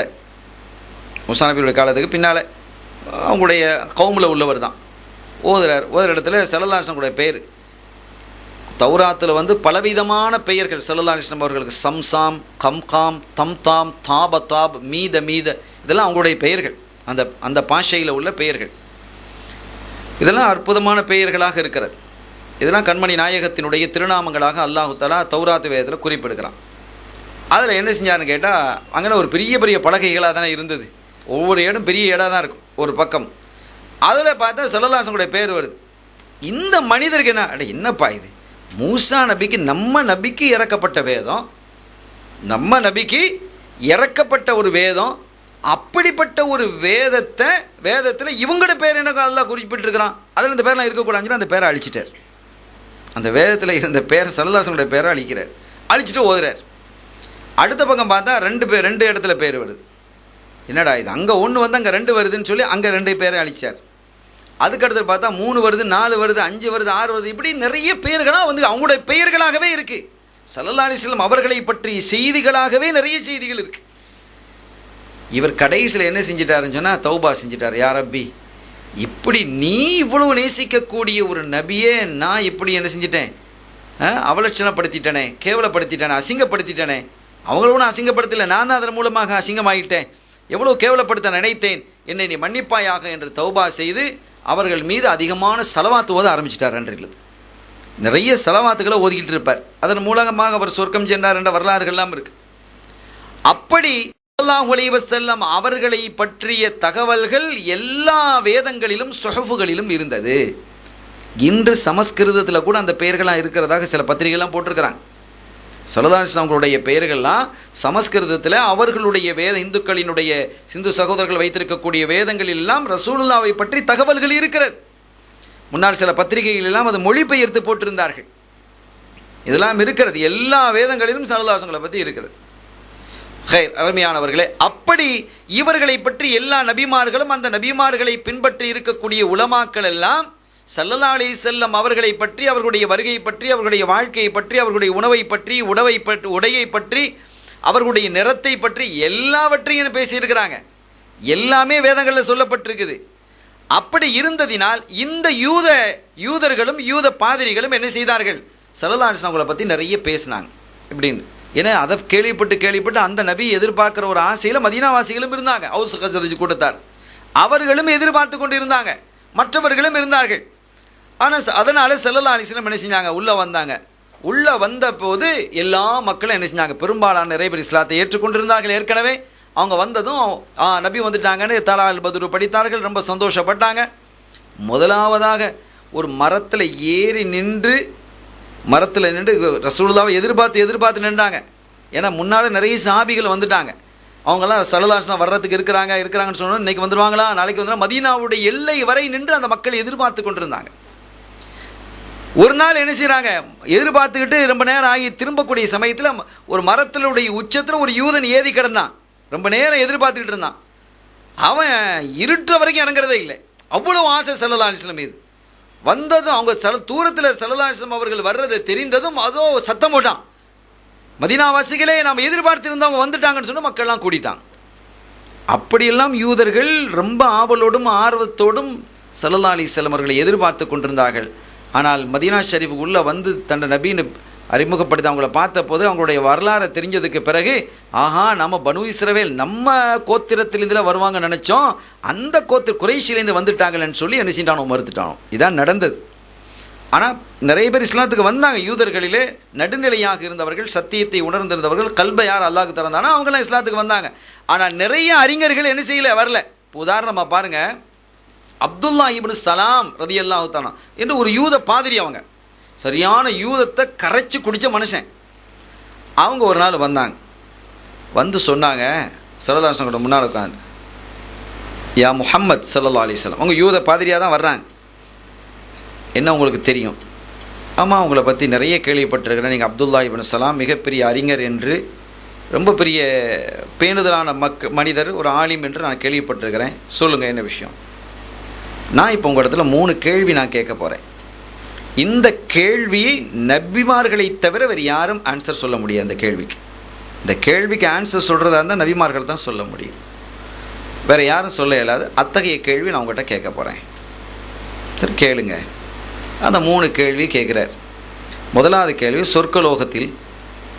முதலாவது கேள்வி, கியாமத்து நெருங்கும் பொழுது ஏற்படக்கூடிய மிகப்பெரிய அடையாளங்கள் 10 அடையாளங்கள். அதில் முதல் அடையாளம் என்ன?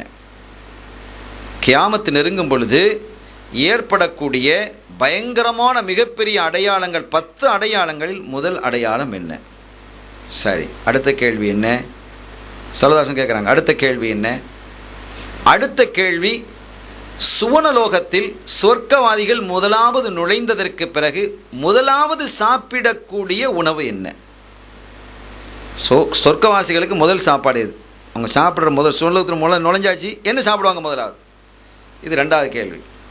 சரி, 3வது கேள்வியும் சொல்லிடுங்களேன். ஒரு குழந்தை பிறந்தால் அது தாயினுடைய அல்லது தந்தையினுடைய அல்லது தாயினுடைய குடும்பத்தை சார்ந்த யாரோ ஒருவரையுடைய அல்லது தந்தையினுடைய குடும்பத்தை சார்ந்த யாரோ ஒருவருடைய சாடையில் இருக்குது. வாச்சோட்டப்பாமா இருக்குது, அவ்வளோ இருக்குது, இவ்வளோ போல இருக்குது, சாச்சி போல் இருக்குது, சாச்சா போல் இருக்குது, வாப்பா போல் இருக்குது, மச்சானா சொல்கிறோமா இல்லையா? இப்படி ஒரு சாடையில் இருக்குது. இது ஏன் இருக்கிறது? ஏன் இது ஏன் ஏற்படுகிறது என்று 3 கேள்வி சொன்னாங்க.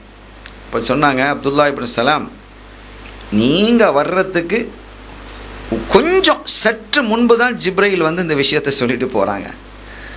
நீங்கள் அவங்க போகிறாங்க, நீங்கள் உள்ள வர்றீங்க. நான் இப்போ ஆன்சர் சொல்கிறேன். முதலாவதாக, கிழக்கு பகுதியில் ஒரு நெருப்பு உண்டாகும். மக்களை எல்லாம் திரட்டி கொண்டு ஒரு பகுதியில் வந்து சேர்க்கும். ஒரு பெரிய நெருப்பு உண்டாகும் இந்த உலகத்தில். மக்கள் ரொம்ப அதை அணைக்கிறதுக்கு முடியாது, ரொம்ப தயங்குவாங்க, ரொம்ப கஷ்டப்படுவாங்க. இதுதான் மிகப்பெரிய அடையாளங்களில் ஒன்று. சதக்தயா முஹம்மத் ஸல்லல்லாஹு அலைஹி வஸல்லம், நீங்கள் சரியாக சொன்னீங்க. 2வது அடையாளம் கேட்டீங்க, சொர்க்கலோகத்தில் சொர்க்கவாதிகள் முதலாவது சாப்பிடக்கூடிய உணவு என்னன்னு கேட்டீங்க. கபிதுல் ஹூத், மீனினுடைய ஈரல். சில பேருக்கு மீனே பிடிக்கிறது இல்லை, மீனுடைய ஈரல் பிடிக்கிறது இல்லை, அதெல்லாம் இருக்கும். ஆனால் அங்கே உள்ள மீன் வேறு விதமாக இருக்கும். அது எல்லாருக்கும் பிடித்தமானதாக இருக்கும், சுவை மிகுந்ததாக இருக்கும். அதுக்கு நிகராக சுவன சாப்பாடுலாம் அது ரொம்ப டேஸ்டாக இருக்கும். அந்த உணவு தான் முதலாவது. சதக்தயா முஹம்மத், சரியாக சொல்லிட்டீங்க. 3வது என்ன? 3வது ஒரு குழந்தை. அந்த குழந்தை பெற்றோரினுடைய அல்லது பெற்றோருடைய குடும்பத்தாரை போன்று அந்த சாடையில் இருப்பதற்கான காரணம் என்ன என்று நீங்கள் கேட்டீங்க. ஒரு கணவனும் மனைவியும் உறவு கொள்ளும் பொழுது அவளுடைய பெண்ணினுடைய கர்ப்பப்பையில் ஆணினுடைய விந்தும் பெண்ணினுடைய விந்தும் இணைந்து உள்ளே நுழைகிறது. இதில் இந்த நுழையும் பொழுது 2ம் சேர்ந்து ஒன்றை நுழையும் பொழுது யாரினுடைய இது வலிமையாக இருக்கிறதோ அல்லது முதலாவது நுழைகிற அந்த பகுதி இருக்குல்ல, நுழையக்கூடிய பகுதியில் முதலாவது எது நுழைகிறதோ அது தாயினுடையதாக இருந்தால் தாயை போலவோ தாயினுடைய குடும்பத்தை போன்றவுடைய சாடையிலே வருகிறது. அது தந்தையினுடையதாக இருந்தால் தந்தையை போன்றோ தந்தையினுடைய குடும்பத்தை சார்ந்தவரை போன்றோ இருக்குது. இன்றைக்கெல்லாம் எல்லாம் கிளியர் பண்ணியிருக்கிறாங்க. ஸ்பேம்னு சொல்கிறான், ஓம்ங்கிறான். இந்த 2ம் இணைந்து சேர்ந்து தான் கருவறைக்குள் நுழைகிறது. ஆண்களினுடைய ஸ்பேம், பெண்ணுடைய ஓம், இந்த 2ம் இணைந்து கருவறைக்குள்ள ஒரு சொட்டு தான் உள்ளே நுழைய போகிறது. அந்த ஒரு சொட்டின் மூலமாக உருவாகக்கூடிய அந்த நிலையை ஸல்லல்லாஹு அலைஹி வஸல்லம் அன்றைய காலத்திலே வாழ்ந்த மக்களினுடைய அறிவுக்கு தகுந்தவாறு சொன்னாங்க. அவ்வளோதான் அவங்க சொன்னாங்க. இன்னைக்கு விஞ்ஞானம் எவ்வளோ சொல்லுது, இதையெல்லாம் விட இன்னும் செய்திகள் என்ன இருக்குதோ அதையெல்லாம் ஸல்லல்லாஹு அலைஹி வஸல்லம் அறிந்தவர்களாக இருக்கிறாங்க. ஆனால் அந்த மக்களுக்கு அதை சொன்னால் விளங்காது. விளங்குமா? அந்த மக்களுக்கு சொன்னால் விளங்காது. அந்த காலத்தில் உள்ள மக்களுக்கு எந்த அளவுக்கு சொல்லணுமோ அந்த அளவுக்கு சொல்லி விளங்க வைத்தார்கள். ஆனால் அந்த செய்தி விரிவாக ஒவ்வொரு காலம் செல்ல செல்ல எல்லா காலத்திற்கும் பொருத்தமான செய்தியாக ஸல்லல்லாஹு அலைஹி வஸல்லம் வாக்கியங்கள் அமையும். இதுதான் ஒரு பெரிய மோஜிசத். நீங்கள் பாருங்கள், அவங்க சொன்ன செய்தியை எல்லா காலத்திலும் பொருந்ததாக இருக்கும். இப்போ உதாரணமாக ஒரு 150-200 வருஷத்துக்கு முன்னால் இங்கே நடக்கிற நிகழ்ச்சியை, இங்கே ஆங்காங்க நடக்கிற நிகழ்ச்சியை உலகத்தில் ஒரே சமயத்தில் பார்க்கலாம் அப்படின்னு சொன்னால் அவ்வளோ பேரும் பொய்ப்படுத்திடுவான். பொய்ப்படுத்துவானா இல்லையா? இதெல்லாம் நடக்கக்கூடிய காரியம், அதே எப்படிப்பா பார்க்க முடியும் அப்படின்னு சொல்லிடுவான். இன்றைக்கி சாதாரணமாக இருக்கிறது. ஆனால் ஒரு காலத்தில் அது பொய்யாக்கப்பட்டது. ஸல்லல்லாஹு அலைஹி வஸல்லம் வார்த்தைகள் பொய்யாக்கப்பட முடியாது. ஏற்றுக்கொள்ள எல்லா காலத்திலும் ஏற்றுக்கொள்ளக்கூடிய ஒரு அற்புதமான தன்மை அல்லாஹ் தன்னுடைய வாக்கியத்தில் அமைச்சு வச்சிருந்தான். அந்த அடிப்படையில் அவங்க சொன்னாங்க. இந்த விஷயத்தை சொன்னதும் அஷ்ஹது அல்லா இலாஹ இல்லல்லாஹ் வ அஷ்ஹது அன்னக ரசூலுல்லாஹ் என்ன செஞ்சிட்டாங்க, அப்துல்லாஹ் இப்னு சலாம் ஏற்றுக்கொண்டுட்டு சொன்னாங்க, யா ரசூலல்லாஹ், இந்த யூத தலைவர்கள் இருக்கிறார்களவா, ஆக மோசமானவன், ரொம்ப மோசமானவன். நான் உங்களை பற்றி வேதத்திலே நிறைய விஷயங்கள் நான் படிச்சிருக்கிறேன். அத்தனை அங்க அவயங்கள் அடையாளங்கள் எல்லாமே உங்களுக்கு பொருந்தி வருகிறது. என்றாலும் இது ஒரு முக்கியமான ஒரு கேள்வி, நபிமார்களை தவிர யாரும் பதில் சொல்ல முடியாதுங்கிறத நான் அறிஞ்சிருக்கிறேன். அதையும் கேள்வி கேட்டு நீங்கள் அதற்கான தெளிவும் எனக்கு தந்துட்டீங்க. நான் உங்களை ஏற்றுக்கொள்ளக்கூடிய பாக்கியம் அல்லாஹ் எனக்கு அந்த நசீபை வச்சுருக்கிறான். ஆனால் இந்த யூதர்கள் தலைவர்கள் இருக்கிறார்கள் அல்லவா, இவர்களை போல குழப்பவாதிகள் யாரும் கிடையாது. இன்னும் பாருங்கள், இன்னும் கொஞ்சம் நேரத்தில் வர்றதுக்கு இருக்கிறாங்க. அவங்கள்ட்ட நீங்கள் கேளுங்க, அப்துல்லாஹ் இப்னு சலாம் கைஃப் அப்துல்லாஹ் இப்னு சலாம் ஃபீக்கும், உங்களில் அப்துல்லாஹ் இப்னு சலாம் எப்படி ஆளுன்னு நீங்கள் கேளுங்க, மீதி நான் பார்த்துக்கிறேன் என்று சொல்லவும், அதுக்குள்ளே அவங்க வர்ற சத்தம் கேட்டு இவங்க ஒரு மறைவாக உட்காந்துக்கிட்டாங்க. அந்த இடத்துல ஒரு மறைவாக இருந்துக்கிட்டாங்க, தான் இருக்கிறத காட்டிக்கடல ஒரு மறைவாக உட்காந்துக்கிட்டாங்க. யூதர்கள் பேசினாங்க, நிறைய விளக்கங்கள் சொன்னாங்க, அவனை ஏற்றுக்கிட இல்லை. சரி, கடைசியாக ஸல்லல்லாஹு அலைஹி வஸல்லம் கேட்டாங்க, கைஃப அப்துல்லா ஃபீக்கும், அப்துல்லாஹ் இப்னு சலாம் ஃபீக்கும், உங்களில் அப்துல்லா இப்னு சலாம் ஆள் எப்படி அப்படின்னு கேட்டாங்க. ஓஹோ ஹைருனா, அவங்க எங்களில் ரொம்ப சிறந்த ஆள், சிறந்த ஆளுட மகன், அவங்க வாப்பாவும் சிறந்த ஆள், அவரும் சிறந்த ஆள், ரொம்ப அற்புதமான ஆள், மேன்மையான ஆள். அவர் இஸ்லாத்தை ஏற்றுக்கொண்டா என்ன சொல்வீங்க அப்படின்னு கேட்டாங்க. நஊது பில்லாஹி மின்ஹு, அதை விட்டு நாங்கள் அல்லாஹ் இடத்துல பாதுகாப்பு தேடுறோம், ஒரு காலம் அவர் இஸ்லாத்துக்கு வர மாட்டார். அவர் எங்கள் மார்க்கத்தில் உறுதியாக இருக்கார், சரியான ஆள், ரொம்ப பெரிய திறமசாலி, அறிவாளி, எங்கள்லேயே அவர் தான் மிக நல்லவர், அவர் தான் மிகச்சிறந்த அறிஞர். அதே போல் அவருடைய வாப்பாவும் அப்படி தான் இருந்தார், எங்கள்லேயே மிக நல்லவராகவும் மிகச்சிறந்த அறிஞராகவும் இருந்தார், ஒரு காலமும் உங்கள் மதத்துக்கு வரமாட்டார் என்று சொல்லும்பொழுது அந்த திரையிலேருந்து வெளியே வந்து அஷ்ஹது அல்லா இலாஹ இல்லல்லாஹ் வ அஷ்ஹது அன்ன முஹம்மதன் அப்துஹு வ ரசூலுஹு கலிமா சொன்னோம். இவரையா கேட்டீங்க? ஆமாம், இவர் தான் சொன்னேன், இவர் தானே அப்துல்லா சாம், ஆக படுமோசமான ஆள் இவர் எங்கல்ல, வாப்பாவும் அப்படி தான் இவன், அப்படியே மாற்றி பேசினார்கள். இப்படி காரணம் என்னன்னா, ஸல்லல்லாஹு அலைஹி வஸல்லம் அவர்களை மட்டுமல்ல, அவர்களை ஏற்றுக்கொண்டவர்களையும் வெறுத்தார்கள் யூதர்கள். இன்றைக்கு வரைக்கும் அந்த வெறுப்பு இருந்து கொண்டிருக்கிறது. ஆனால் பெரும்பாலான யூதர்களுக்கும் யூத அறிஞர்களுக்கு தெரியும், சத்தியமான ஒரு வழிமுறையை கொண்டு வந்தவர்கள் தான் கண்மணி நாயகம் முஹம்மது முஸ்தபா ஸல்லல்லாஹு அலைஹி வஸல்லம் என்பது அவர்களுக்கு தெரியும். தெரிந்தே என்ன செய்கிறாங்க, மனம் ரெண்டாக இருக்கிறாங்க. இப்போ சில பேர் கேட்கலாம், அது எப்படி தெரிந்து மனம் ரெண்டாக இருப்பாங்க, தெரிந்தும் மனம் ரெண்டாக எப்படி இருப்பாங்க? நிறைய ஆதாரங்கள் இருக்குது. அபூஜஹில் ஒரு கட்டத்தில் அபூஜஹில் உத்துபா ஷைபா அந்த ஆட்கள்லாம் என்ன செஞ்சாங்க, ஒரு இடத்துல கூடினாங்க. கூடி உட்காந்து ஒரு இரவில் நடுநிசையில் கூடி உட்காந்து பேசுகிறாங்க. சரிப்பா, பெரிய பிரச்சனை போயிட்டுருக்கு நம்ம ஊரில், முஹம்மது ஸல்லல்லாஹு அலைஹி வஸல்லம் அவங்களால பெரிய பிரச்சனை ஆகிட்டு, லீடருக்கு மட்டும் இருக்கிறாங்க ஒரு 4 பேரோ 5 பேரோ தான். இப்போ ஒரு விஷயத்தை நாம் பேசணும், முஹம்மது ஸல்லல்லாஹு அலைஹி வஸல்லம் ஆள் எப்படி, நம்மள அவங்க எப்படி, நம்ம பார்க்குறோம், பிறந்ததுலேருந்து நம்ம பார்த்துக்கிட்டு தான் இருக்கிறோம். அவங்க அம்மா அப்பா நமக்கு தெரியும், அந்த குடும்பத்தை நமக்கு தெரியும், நாமளும் அந்த குடும்பத்தினுடைய உறவுகள் இருக்குது நமக்கு. அவர் எப்படிங்கிறத மனசில் என்ன படுதோ, நாம் என்ன நினைக்கிறோமோ அதை ஓப்பனாக பேசிடணும், எந்த மறைவும் இருக்கக்கூடாது. ஆனால் நமக்குள்ளே அந்த செய்தி இருக்கணும், வெளியில் போயிடக்கூடாது என்று பேசி கொண்டு இருக்கும்போது மறைமுகமாக அந்த இடத்துக்கு வந்த ஒரு சஹாபி, அவங்க இஸ்லாத்தை வெளிக்காட்ட இல்லை, அவங்க வெளியில் நிற்கிறாங்க. இவனு என்னமோ பேசுகிறான்ல, சதி திட்டம் வகுக்கிறான்னு சொல்லி அவர் மறைவான்னு அந்த சஹாபி கேட்டுக்கிட்டு இருக்கிறாங்க. பார்த்தா இந்த கதை நடந்துக்கிட்டு இருக்குது. ஸல்லல்லாஹு அலைஹி வஸல்லம் ஆள் எப்படி, உண்மையாகவே ஒவ்வொருத்தரும் நீங்கள் என்ன நினைக்கிறீங்களோ அதை ஓப்பனாக பேசிடணும், அது சொல்லுங்கள் அப்படின்னு. அப்போது ஒரு ஆளை சொன்னார், என்னை பொறுத்த வரைக்கும் அவங்க சரியான ஆள் தான்ப்பா, ஆனால் ஒரு ஏழை குடும்பத்தில் பிறந்த ஆள் நம்மளை ஆள்றதா அந்த கௌரவம், அது ப்ரெஸ்டீஜ் தடுக்குது அப்படிங்கிறது. இப்படி பேசணும். அபூஜஹல் சொன்னான், நீங்கள் எல்லாம் சொன்னதையும் நான் ஆதரிக்கிறேன், என்னுடைய கருத்து அதுதான், அவர் சொன்னால் அது உண்மையாக தான் இருக்கும், அவர் வாயில் பொய்யே வராது, அதை நாம் சின்ன பிள்ளையிலேருந்தே பார்த்துருக்குறோமே. ஆனால் இப்போ நாம் அவங்க பின்பற்றினா அவர் கீழே தான் நாம் உட்காந்துக்கிட்டு இருக்கணும், நம்ம லீடர்ஷிப்பு போயிடும். அப்போ இதை விடாது. அப்போ இந்த மாதிரி அபூஜஹிலே ஒரு கட்டத்தில் பேசியிருக்கிறான். அபூஜஹில் அப்போ தெரிந்தே மனமுரண்டாக எதிர்த்தவர்கள் தான் பெரும்பாலானவர்கள்.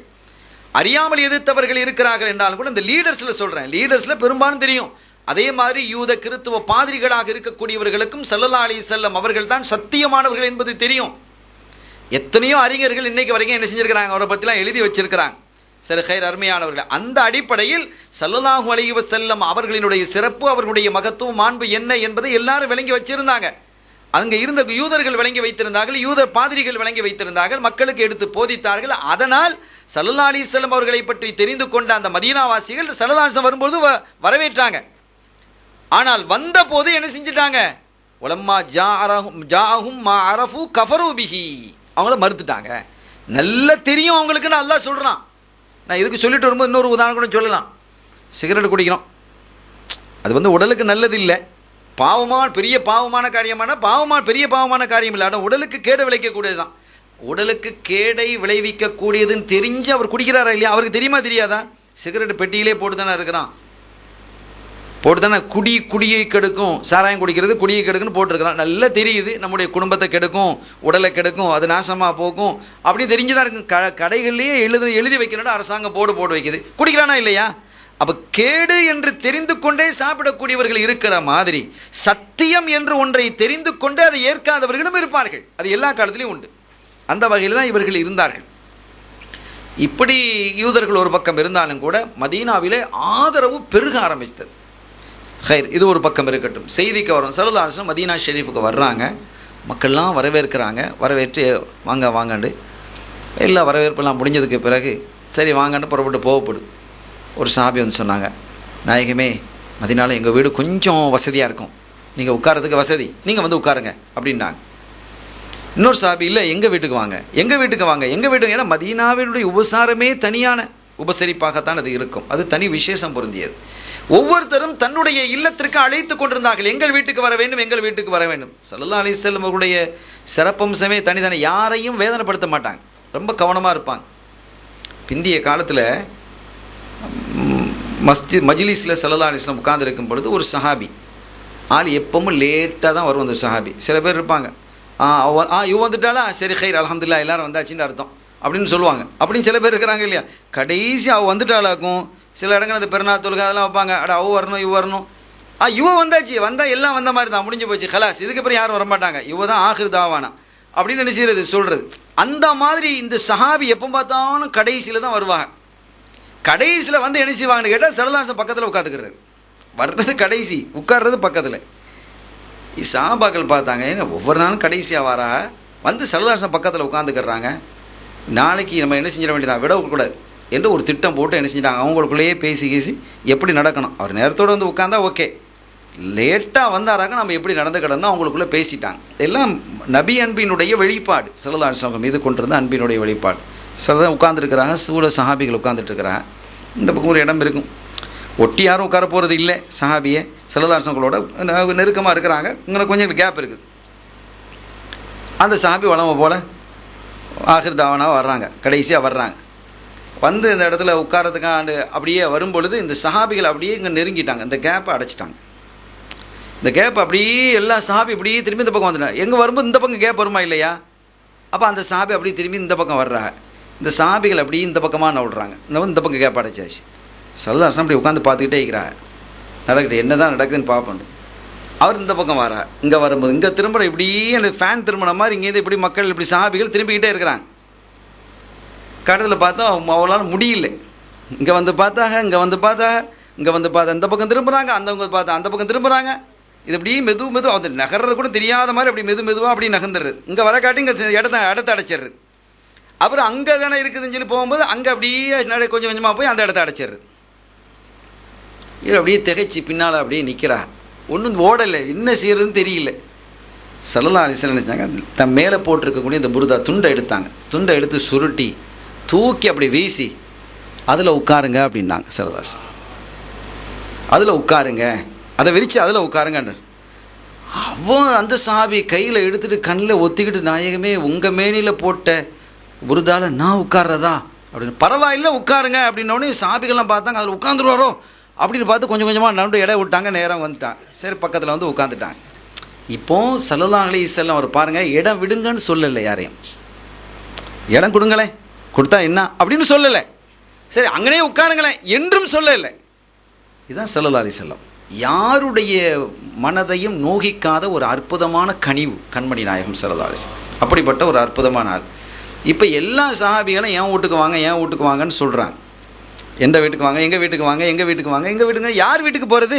யார் ஒரு வீட்டுக்கு போனாலும் நம்ம வீட்டுக்கு வரலையேன்ற ரசூலுல்லாஹ் நினைக்கலாம், மற்ற சாபிகள் நினைக்கலாமே என்று சொன்னாங்க. சரி, எல்லாரும் உங்களுடைய அன்பு எனக்கு சந்தோஷத்தை தருது, அல்லாஹ் தஆலா சிறப்பான இடத்துக்கு கொண்டு வந்து சேர்த்துருக்கிறான். அந்த மக்கான இந்த ஹிஜ்ரத்து வெளியாகும் பொழுதும் கூட ஸல்லல்லாஹு அலைஹி வஸல்லம் அதிகமாக மக்காவை நேசித்தாங்க. அல்லாஹ்வினுடைய திரு இல்லம் இருப்பதின் காரணத்தினால், கஅபா இருக்கிறதுனால மக்கா விட்டு வெளியே வர்றதுக்கு அவங்க விரும்ப இல்லை. அதுதான் யதார்த்தம். மக்காவை விட்டு வெளியே வருவதற்கு விரும்பவில்லை. சவுர் குகையிலே 3 நாட்களாக மறைந்து இருந்ததற்கு பிறகு கீழே இறங்கும் பொழுது சித்திக் நாயகத்துடைய கீழே இறங்குறாங்க. மதீனா ஷெரீஃபுக்கு போகிறதுக்கு பதிலாக மக்காவை நோக்கி நடந்தாங்க. சித்திக் நாயகம் கையை பிடிச்சி, நாயகமே நாம் இங்கெல்லாம் போகணும், நீங்கள் திரும்பி வந்த ஊருக்கே மக்காவுக்கே போகிறீங்களே என்னும்போது அவங்க சொன்னாங்களாம், நான் காபா இருக்கக்கூடிய, நான் பிறந்த இதன் மீது கொண்டிருக்கக்கூடிய அன்பு என்ன அங்கே இழுக்குது கேட்டு ஒரு துவா ஒன்று செய்கிறாங்க பாருங்கள். அல்லாஹும்ம அஹ்ரஜ்தனி மின் பலதின் உஹிப்புஹு, இறைவா நான் எந்த ஊரை அதிகமாக நான் நேசிக்கிறேனோ அந்த ஊரிலிருந்து என்னை நீ வெளியாக்கி விட்டாய். திருப்பி அடுத்து சொல்கிறாங்க பாருங்க, ஃபாஸ்கின்னி, எனவே என்னை நீ குடியிருத்தாட்டுவாயாக, ஃபீ பலதின் துஹிப்புஹு, எந்த ஊரை நீ அதிகமாக நேசிக்கிறாயோ அந்த ஊரை என்ன இருப்பாயா. அப்போ அதிகர் அல்லாஹ்வினுடைய திரு இல்லம் கஅபா இருந்ததினால் ஸல்லல்லாஹு அலைஹி வஸல்லமுடைய அன்பு அங்கே இருந்தது. ரசூலுல்லாஹ்வினுடைய ரவுலா அங்கே இருக்க போகுது என்பதனால் அல்லாஹ்வினுடைய அன்பு இங்கே இருந்தது. இதுதான் மஹப்பத்தினுடைய வெளிப்பாடு. ஃபாஸ்கின்னி ஃபீ பலதின் துஹிப்புஹு, எந்த ஊரை நீ அதிகம் நேசிக்கிறாயோ அந்த ஊரிலே என்னை வாழச் செய்வாயாக என்று ஸல்லல்லாஹு சொன்னாங்க. அதுக்கப்புறம் நிறைய மதீனா ஷெரீஃபுக்கு பிரத்யேகமான துவாக்கெல்லாம் கேட்டிருக்கிறாங்க. அப்படி வந்தவர்கள். அப்போ மதீனா வாசிகளினுடைய அன்பு, அவர்களுடைய அரவணைப்பு, அங்கே ஏற்கனவே அவங்களுடைய குடும்பத்தை சார்ந்தவர்கள் அங்கே இருக்கிறாங்க. ஸல்லல்லாஹு அலைஹி வஸல்லம் குடும்பத்தை பனு நஜ்ஜார் கோத்திரத்தார் ஸல்லல்லாஹு அலைஹி வஸல்லம் அவர்களுடைய உறவு முறையை சார்ந்தவர்கள். அந்த பனு நஜ்ஜார் பெண்கள்லாம் தஃப் அடித்து படித்தாங்க. நாயகமே நாங்கள் உங்கள் குடும்பத்தை சார்ந்தவங்கள்ட்ட தெரியும் அப்படின்னு ஒரு கட்டத்தில் பின்னால் ஸல்லல்லாஹு போன அன்னைக்கு இல்லை, ஒரு நாள் அந்த பக்கமாக வரும்பொழுது அந்த பனு நஜ்ஜார் கோத்திரத்து பெண்கள்லாம் ஸல்லல்லாஹு அலைஹி வஸல்லம் அவர்களை வரவேற்று அந்த பகுதிக்கு ரசூலுல்லாஹ் வர்றாங்க என்று அடிச்சுட்டு, நாங்கள்லாம் உங்கள் குடும்பத்தை சார்ந்தவங்க, நாயகமே நீங்கள் எங்கள் வீட்டுக்கு வரணும் கொள்ளணும்னு சொல்லி தஃப் அடித்து என்ன செஞ்சாங்க, வரவேற்றாங்க. அப்போ ஸல்லல்லாஹு ஹதீதுகளில் தெளிவாக இந்த செய்தி பதிவாகி இருக்கிறது. அவங்க சொல்கிறாங்க, வல்லாஹி, அல்லாஹ் மீது சத்தியமாக சொல்கிறேன், அல்லாஹ்வுக்கு தெரியும் நான் உங்களை அதிகம் நேசிக்கிறேன் என்பது என்று ஸல்லல்லாஹு சொல்கிறாங்க. அந்த கவிதை படிக்கக்கூடிய அந்த பெண்களை வாழ்த்தி சொன்னாங்க, நான் உங்களை என்ன செய்ய உஹிப்புக்குன்ன வல்லாஹு யஅலமு, அல்லாஹ் நிச்சயமாக அறிவான், இன்னி உஹிப்புக்குன்ன, நான் உங்களை அதிகம் நேசிக்கிறேன், அவு கமா கால அலைஹி ஸலாத்து வஸ்ஸலாம் என்று சொன்னார்கள். இப்படி மதீனாவாசிகளினுடைய அன்பை, ஆதரவையும் அரவணைப்பையும் பார்த்து சொன்னாங்க, நான் ஏதாவது ஒரு வீட்டில் தங்கணும், எல்லாரும் நீங்கள் அழைக்கிறீங்க, நான் என்னுடைய ஒட்டகம் கஸ்வாவை நான் என்ன செஞ்சுறேன், அவிழ்த்து விட்டுறேன், அதனுடைய கயிற்று அதனுடைய தோளிலே நான் போட்டு விடுகிறேன், அது எங்கே போய் படுக்கிறதோ அந்த வீட்டில் நான் தங்கிக்கிறேன், உங்களுக்கெல்லாம் சரியான்னு கேட்குறாங்க. எல்லாரும் சரின்ட்டாங்க. ஏதாவது ஒரு வீட்டில் தானே தங்க முடியும், சரின்னு எல்லாருமே என்ன செஞ்சாங்க, ஏற்றுக்கொண்டார்கள். அப்படித்தான் ஒட்டகத்தை விட்டாங்க. நேரம் அந்த ஒட்டகம் போய் ஒரு இடத்துல போய் படுத்துருச்சு. படுத்தா அந்த இடத்துல வீடே இல்லை. எல்லாரும் என்னடா இங்கே படுத்துக்கிடுச்சே, வீடு இல்லைன்னு சொல்லி ஸல்லல்லாஹு சொல்லிட்டாங்க, அமைதியாக இருங்க, அது செய்ய வேண்டிய வேலை தான், அதை செஞ்சுக்கிட்டு இருக்குது, அது தானாக எழும்பும், அது போகிற இடத்துக்கு போகும், அடுத்து எந்த வீட்டுக்கிட்ட படுக்குதோ அதை நீங்கள் எடுத்துட்டேன். இப்போ சொல்கிறாங்க, எந்த இடத்தில் படுத்ததோ அதுதான் ஸல்லல்லாஹு அலைஹி வஸல்லம் ரவுலா இன்றைக்கி இருக்கக்கூடிய இடம். அது இன்றைக்கி ரவுலா இருக்கக்கூடிய இடம் அதுதான். ஸல்லல்லாஹு அலைஹி வஸல்லம் ரவுலா எங்கே இருக்கோ அங்கே தான் ஒட்டகம் முதல்ல என்ன செய்யுது, முதலாவது தன்னுடைய மரியாதை அந்த இடத்துல செய்து விட்டு அதுக்கு பிறகு தான் என்ன செய்தது, திரும்பி ஒரு வளம் வந்தது. செய்தினா அபு அய்யூப் அல் அன்சாரி ரலியல்லாஹு தன்னுடைய வீட்டுக்கு முன்னாலவே படுத்துருச்சு. அந்த வரலாற்று ஆசிரியர்கள் எழுதுகிறாங்க, அதில் ஒரு குறிப்பு, அபு அய்யூப் அன்சாரி ரலியல்லாஹு தன்னுடைய சந்தோஷத்தை பார்க்கணும். ஸல்லல்லாஹு அலைஹி வஸல்லம் அவங்களுடைய ஒரு சின்ன பை, அவங்களுடைய ட்ரெஸ் அது இருக்கக்கூடிய அதையும் ஒரு கேத்தர் அசா, இந்த 3 தான் அதில் இருக்குது. இந்த இதை தலைக்கு மேலே எடுத்து வச்சுட்டு போகும்போது அவங்க நினைக்கிறாங்களாம், இரு உலக துனியா ஆகிரத்தினுடைய பொக்கிஷம் எல்லாம் என்னுடைய தலையில் தான் இருக்குது அப்படின்னு நினச்சிக்கிட்டு போகிறாங்களாம். வரலாற்று ஆசிரியர்கள் எழுதுகிறாங்க, தனக்கு கிடைச்ச அந்த பாக்கியத்தை, துனியா ஆகிரத்தினுடைய பொக்கிஷங்கள் எல்லாமே என் தலைக்கு மேலே வந்துருச்சு அப்படின்னு நினச்சிக்கிட்டு போகிறாங்களாம். ஸல்லல்லாஹு அலைஹி வஸல்லம் உடையையும் அசாவையும் கேத்தலையும் தூக்கிக்கிட்டு அப்படி போய் என்ன செய்ய இருந்தாங்க. இனி அந்த வீட்டுக்குள்ளே இருந்த நிகழ்வுகள் தனியாக பேசப்பட வேண்டியது, அங்கே என்ன நடந்தது அப்படின்ட்டு. ஸல்லல்லாஹு அலைஹி வஸல்லம் அவங்களை பார்க்கறதுக்கு நம்ம விட்ட செய்தியினுடைய தொடர்பை சொல்ல வர்றேன். ஸல்லல்லாஹு அலைஹி வஸல்லம் பார்க்கறதுக்கு பல பேர் வந்துக்கிட்டு இருக்கிறாங்க. ஒரு நாள் அவருடைய பெயர் ஞாபகத்தில் இல்லை, ஒரு பெரிய வயது மூதிருந்த ஒரு மனிதர் வர்றார். அஸ்ஸலாமு அலைக்கும். வலைக்கும் சலாம். உட்காந்தாச்சு. ஸல்லல்லாஹு அலைஹி வஸல்லம் கேட்டாங்க, அவரோட பேரை சொல்லி, துப்பா மன்னரினுடைய பட்டயத்தை எங்கேன்னு கேட்குறாங்க. எப்போ நடந்தது? 700 வருஷத்துக்கு முன்னால் உள்ளது இப்போ கேட்குறாங்க. துப்பா மன்னர் எழுதிய பட்டயத்தைங்கன்னா அவங்க அப்படியே திகைச்சிட்டாங்க. உங்ககிட்ட தானே இருக்குது. எத்தனை பேர் வந்தாங்க, அவள் பேர்ட்டையும் கேட்கல, இவங்கள்ட்ட கேட்குறாங்க. ஆனால் அவர் பட்டயத்தை வச்சிருக்கிறார், உள்ளே மறைச்சி வச்சிருக்கிறார். அதை மறைச்சி வச்சுக்கிட்டு தான் அதை காட்டணுங்கிற ஒரு எண்ணத்தோடு தான் வந்திருக்கிறார். அப்படியே திகைச்சு போயிட்டார். ஏமே அப்படின்னாங்க, எடுங்க வாசிங்கன்னாங்க. அது அந்த காலத்தில் உள்ள எழுத்தை வாசிக்கக்கூடிய அந்த தொல்பொருள் ஆராய்ச்சி ஆட்கள் இருப்பாங்க, எல்லா எழுத்தையும் வாசிக்க இயலாது. பழைய காலத்தில் தமிழ் இருக்கும், தமிழே நம்ம வாசிக்க முடியாது, இந்த கல்வெட்டுலாம் இருக்கக்கூடியது. அந்த காலத்தினுடைய டைப் வேற மாதிரி இருந்திருக்கும். அந்த தொல்பொருள் ஆராய்ச்சியில் உள்ள வாசிப்பாங்க. அந்த லிஸ்ட்டில் உள்ள ஆள் இவர், இந்த வச்சிருக்கிறவர். அல்லாஹ் அப்படி வச்சிருக்கிறான். அதை வாசிங்க அப்படின்னு சொன்னதும் அந்த ஸல்லல்லாஹு அலைஹி வஸல்லம் அவர்களுக்கு துப்பா மன்னர் ஒரு வீட்டை அன்பளிப்பாக செய்யதை கொடுத்த அந்த செய்தி அதிலே இருக்கிறது. சரி, அதனுடைய எல்லையும் அதிலே சொல்லப்பட்டிருக்கிறது. எல்லாம் அந்த எல்லையை விசாரித்து பார்த்தா வேற ஒன்றும் இல்லை, ஸல்லல்லாஹு அலைஹி வஸல்லம் இருக்கக்கூடிய வீடு தான் அந்த வீடு. அப்போ அபு அய்யூபுல் அன்சாரி வீட்டில் போய் ஸல்லல்லாஹு அலைஹி வஸல்லம் இருக்கு இல்லை, ஸல்லல்லாஹு அலைஹி வஸல்லம் வீட்டில் தான் அபு அய்யூப் அன்சாரி இருந்திருக்கிறாங்க. நாம் நேரத்தை சொன்னோம், ஸல்லல்லாஹு அலைஹி வஸல்லம் அவர்களை யாருக்கும் கடன்பட்டவர்களாக அல்லாஹ் ஆக்கல்ல, யாருக்கும் கடமைப்பட்டவர்களாகவில்லை. சில நாட்களுக்கு முன்பாக சொன்னோம், அவர்களுடைய பெற்றோருக்கு கடமைப்பட்டு விட வேண்டிய நிலை வந்துவிடும் என்பதினால்தான் அவர்களை சீக்கிரமாக அழைத்து கொண்டார். என்ன சூஃபியாக்கள் ஆரிஃபீன்கள் எழுதக்கூடிய தகவல்கள். ஆக துப்பா மன்னர் இந்த அளவுக்கு என்ன சார், ஏற்கனவே 700 வருஷங்களுக்கு முன்பாகவே இந்த இல்லத்தை கண்மணி ஸல்லல்லாஹு அலைஹி வஸல்லம் அவர்களுக்கு அன்பளிப்பு செய்து ஸல்லல்லாஹு அலைஹி வஸல்லம் அவர்கள் அதில் எழுதியிருக்கிறார், நான் அவர்களை ஏற்றுக்கொண்டேன் என்பதையும் என்ன செஞ்சிருக்கிறார். அப்போவே 700 வருஷத்துக்கு முன்னால் நான் ஈமான் கொண்டேன் எழுதியிருக்கிறேன். ஆகத்தான் ஸல்லல்லாஹு அலைஹி வஸல்லம் அவர்கள் சொன்னாங்க, லா தசுப்பு துப்பான், துப்பா நீங்கள் என்ன செய்யாதீங்க, திட்டாதீங்க. துப்பா மன்னரினுடைய கவும்கள் என்ன செஞ்சானோ நாசமாக போனானோ, அவனை தீ பிடிச்சி எரிஞ்சு வரலாற்றை நம்ம சொல்லிட்டோம். அதைத்தான் அல்லாஹ் சொல்கிறான். அதைத்தான் அஸ்ஹாபுல் ஐக்கத்தி வ கௌமு துப்பா, அஸ்ஹாபுல் ஐக்காவும் துப்பாவினுடைய கவும் தான் சொல்கிறானே தவிர துப்பா அல்ல என்பதை இதிலே நம்ம விளங்கிக்கிடணும். துப்பா மன்னர் சரியாயிட்டார், ஆனால் அவருடைய கவும்கள் என்ன செஞ்சாங்க, அன்றைய காலத்திலே வாழ்ந்த நபிமார்களை குல்லுன் கذب الرسل, அவர்கள் எல்லாம் ரசூல்மார்களை நபிமார்களை பொய்யாக்கினார்கள். ஃபஹக்க வஈத், அவர்கள் மீது நம்முடைய வேதனை உறுதிப்படுத்தப்பட்டு விட்டது என்பதை அல்லாஹ் அந்த வசனத்தின் மூலமாக சொல்லி காட்டுகிறான். ஆக இந்த வசனத்தினுடைய விளக்கத்தை இன்று நாம் பார்த்திருக்கிறோம். ஸல்லல்லாஹு அலைஹி வஸல்லம் அவர்களை அல்லாஹு தஆலா எல்லா நிலையிலும் மேன்மைப்படுத்தி வைத்திருக்கிறான். அதே போன்று குர்ஆன் அதை நாம் மேன்மைப்படுத்துவதோடு அதை நாம் புரிந்துணர்வோடு நடந்து கொள்வதோடு குர்ஆனை எப்படி விளங்கிக் கொள்ள வேண்டும் என்று மார்க்கம் நமக்கு சொல்லுகிறதோ அந்த முறையிலே நாம் விளங்கிக் கொள்வோமாக. அதற்கான வெளிச்சத்தையும் தௌஃபீக்கையும் அல்லாஹ் எனக்கும் உங்களுக்கும் நம்மை சார்ந்தவர்களுக்கும் தந்தருள் பாலிப்பானாக. எல்லாம் வல்ல அல்லாஹ்வின் அருளையும் ஸல்லல்லாஹு அலைஹி வஸல்லமுடைய ஷஃபாத்தையும் பெறுவோமாக. வ ஆகிரு தஅவானா அல்ஹம்துலில்லாஹி ரப்பில் ஆலமீன். வஸ்ஸலாமு அலைக்கும் வரஹ்மத்துல்லாஹி வபரகாத்துஹு. யா வஹ்ஹாப் யா தவ்வாப் துப் அலல் முஃமினீன் ஸல்லி ஸல்லிம் அலா ஷஃபீஇல் முذنبين وارض عن مولانا اغفر على محي الدين وارزقنا فيه خير الدنيا والدين. يا وهاب يا تواب تب على المؤمنين صلي سلم على شافع المذنبين وارض عن مولانا اغفر على محي الدين وارزقنا فيه خير الدنيا والدين. يا وهاب يا تواب تب على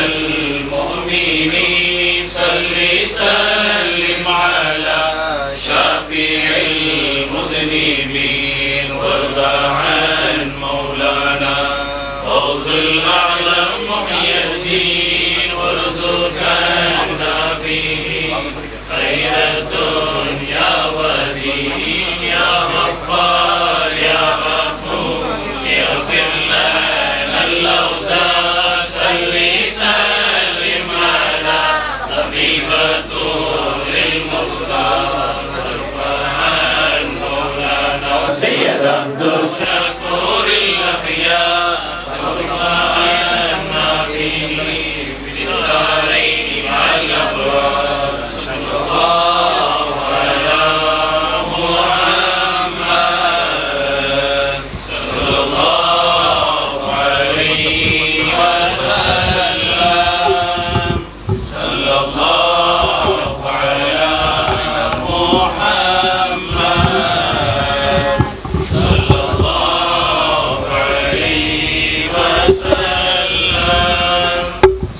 sallallahu ala Muhammad ya Rabbi அஸ்ஸலாமு அலைக்கும். கிழக்கரையைச் சார்ந்த ஜனாப் அலாவுதீன் மரைக்காரர்களுடைய தம்பியின் மனைவியும் அல்ஹாஜ் மௌலானா மௌலவி கேஎஸ்எம் ஷாவுல் ஹமீத் ஆலிம் அவர்களுடைய மகளும் ஆகிய ஷாக்கிரா என்ற பெண்மணி சுகமில்லாமல் இருக்கிறார்கள். அவர்கள் நல்ல ஆஃபியத்தை அடைய வேண்டும் என்றும் மற்றும் நாம் நம்முடைய குடும்பத்தை சார்ந்தவர்களே எத்தனை பேர் சுகமில்லாமல் மருத்துவமனையிலும் பல இடங்களிலும் இருக்கிறார்கள். அவர்களும் இந்த புனிதமான ரமலானினுடைய பரக்கத்தால் எல்லாவற்றுக்கும் மேலாக கண்மணி ஸல்லல்லாஹு அலைஹி வஸல்லம் அவருடைய முபாரக்கான பரக்கத்தால் நல்ல ஆஃபியத்தை அடைய வேண்டும் என்பதற்காக ஒரு சின்ன ஒரு துவாவை நாம் ஓதுவோம். அல்லாஹு தஆலா அவர்களை நல்ல ஆஃபியத்தாக்கி வைப்பானாக. ஆமீன். الفاتحة. أعوذ بالله من الشيطان الرجيم. بسم الله الرحمن الرحيم. مولانا محمد وبارك وسلم عليه. اللهم اغفر لنا ذنوبنا وخطايانا كلها يا رب العالمين. اللهم إنا نسألك العفو والعافية والمعافاة الدائمة في الدين والدنيا والآخرة إنك على كل شيء قدير. اللهم إنا نسألك العفو والعافية والمعافاة الدائمة في الدين والدنيا والآخرة إنك على كل شيء قدير. اللهم إنا نسألك العفو والعافية والمعافاة الدائمة في الدين والدنيا والآخرة إنك على كل شيء قدير.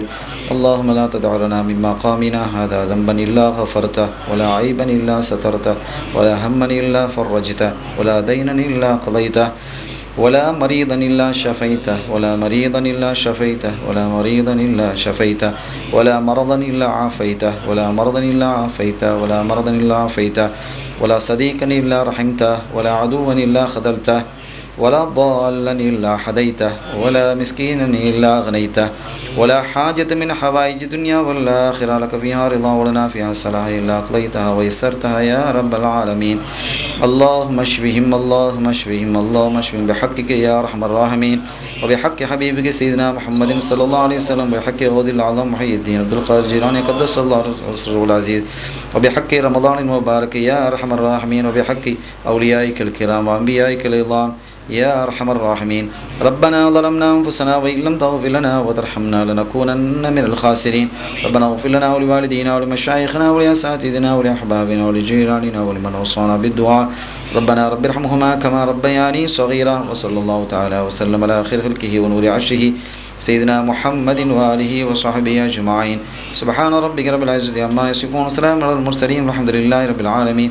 سبحان ربك رب العزة عما يصفون وسلام على المرسلين والحمد لله رب العالمين. سبحان ربك رب العزة عما يصفون وسلام على المرسلين والحمد لله رب العالمين. صلى الله على محمد صلى الله عليه وسلم. صلى الله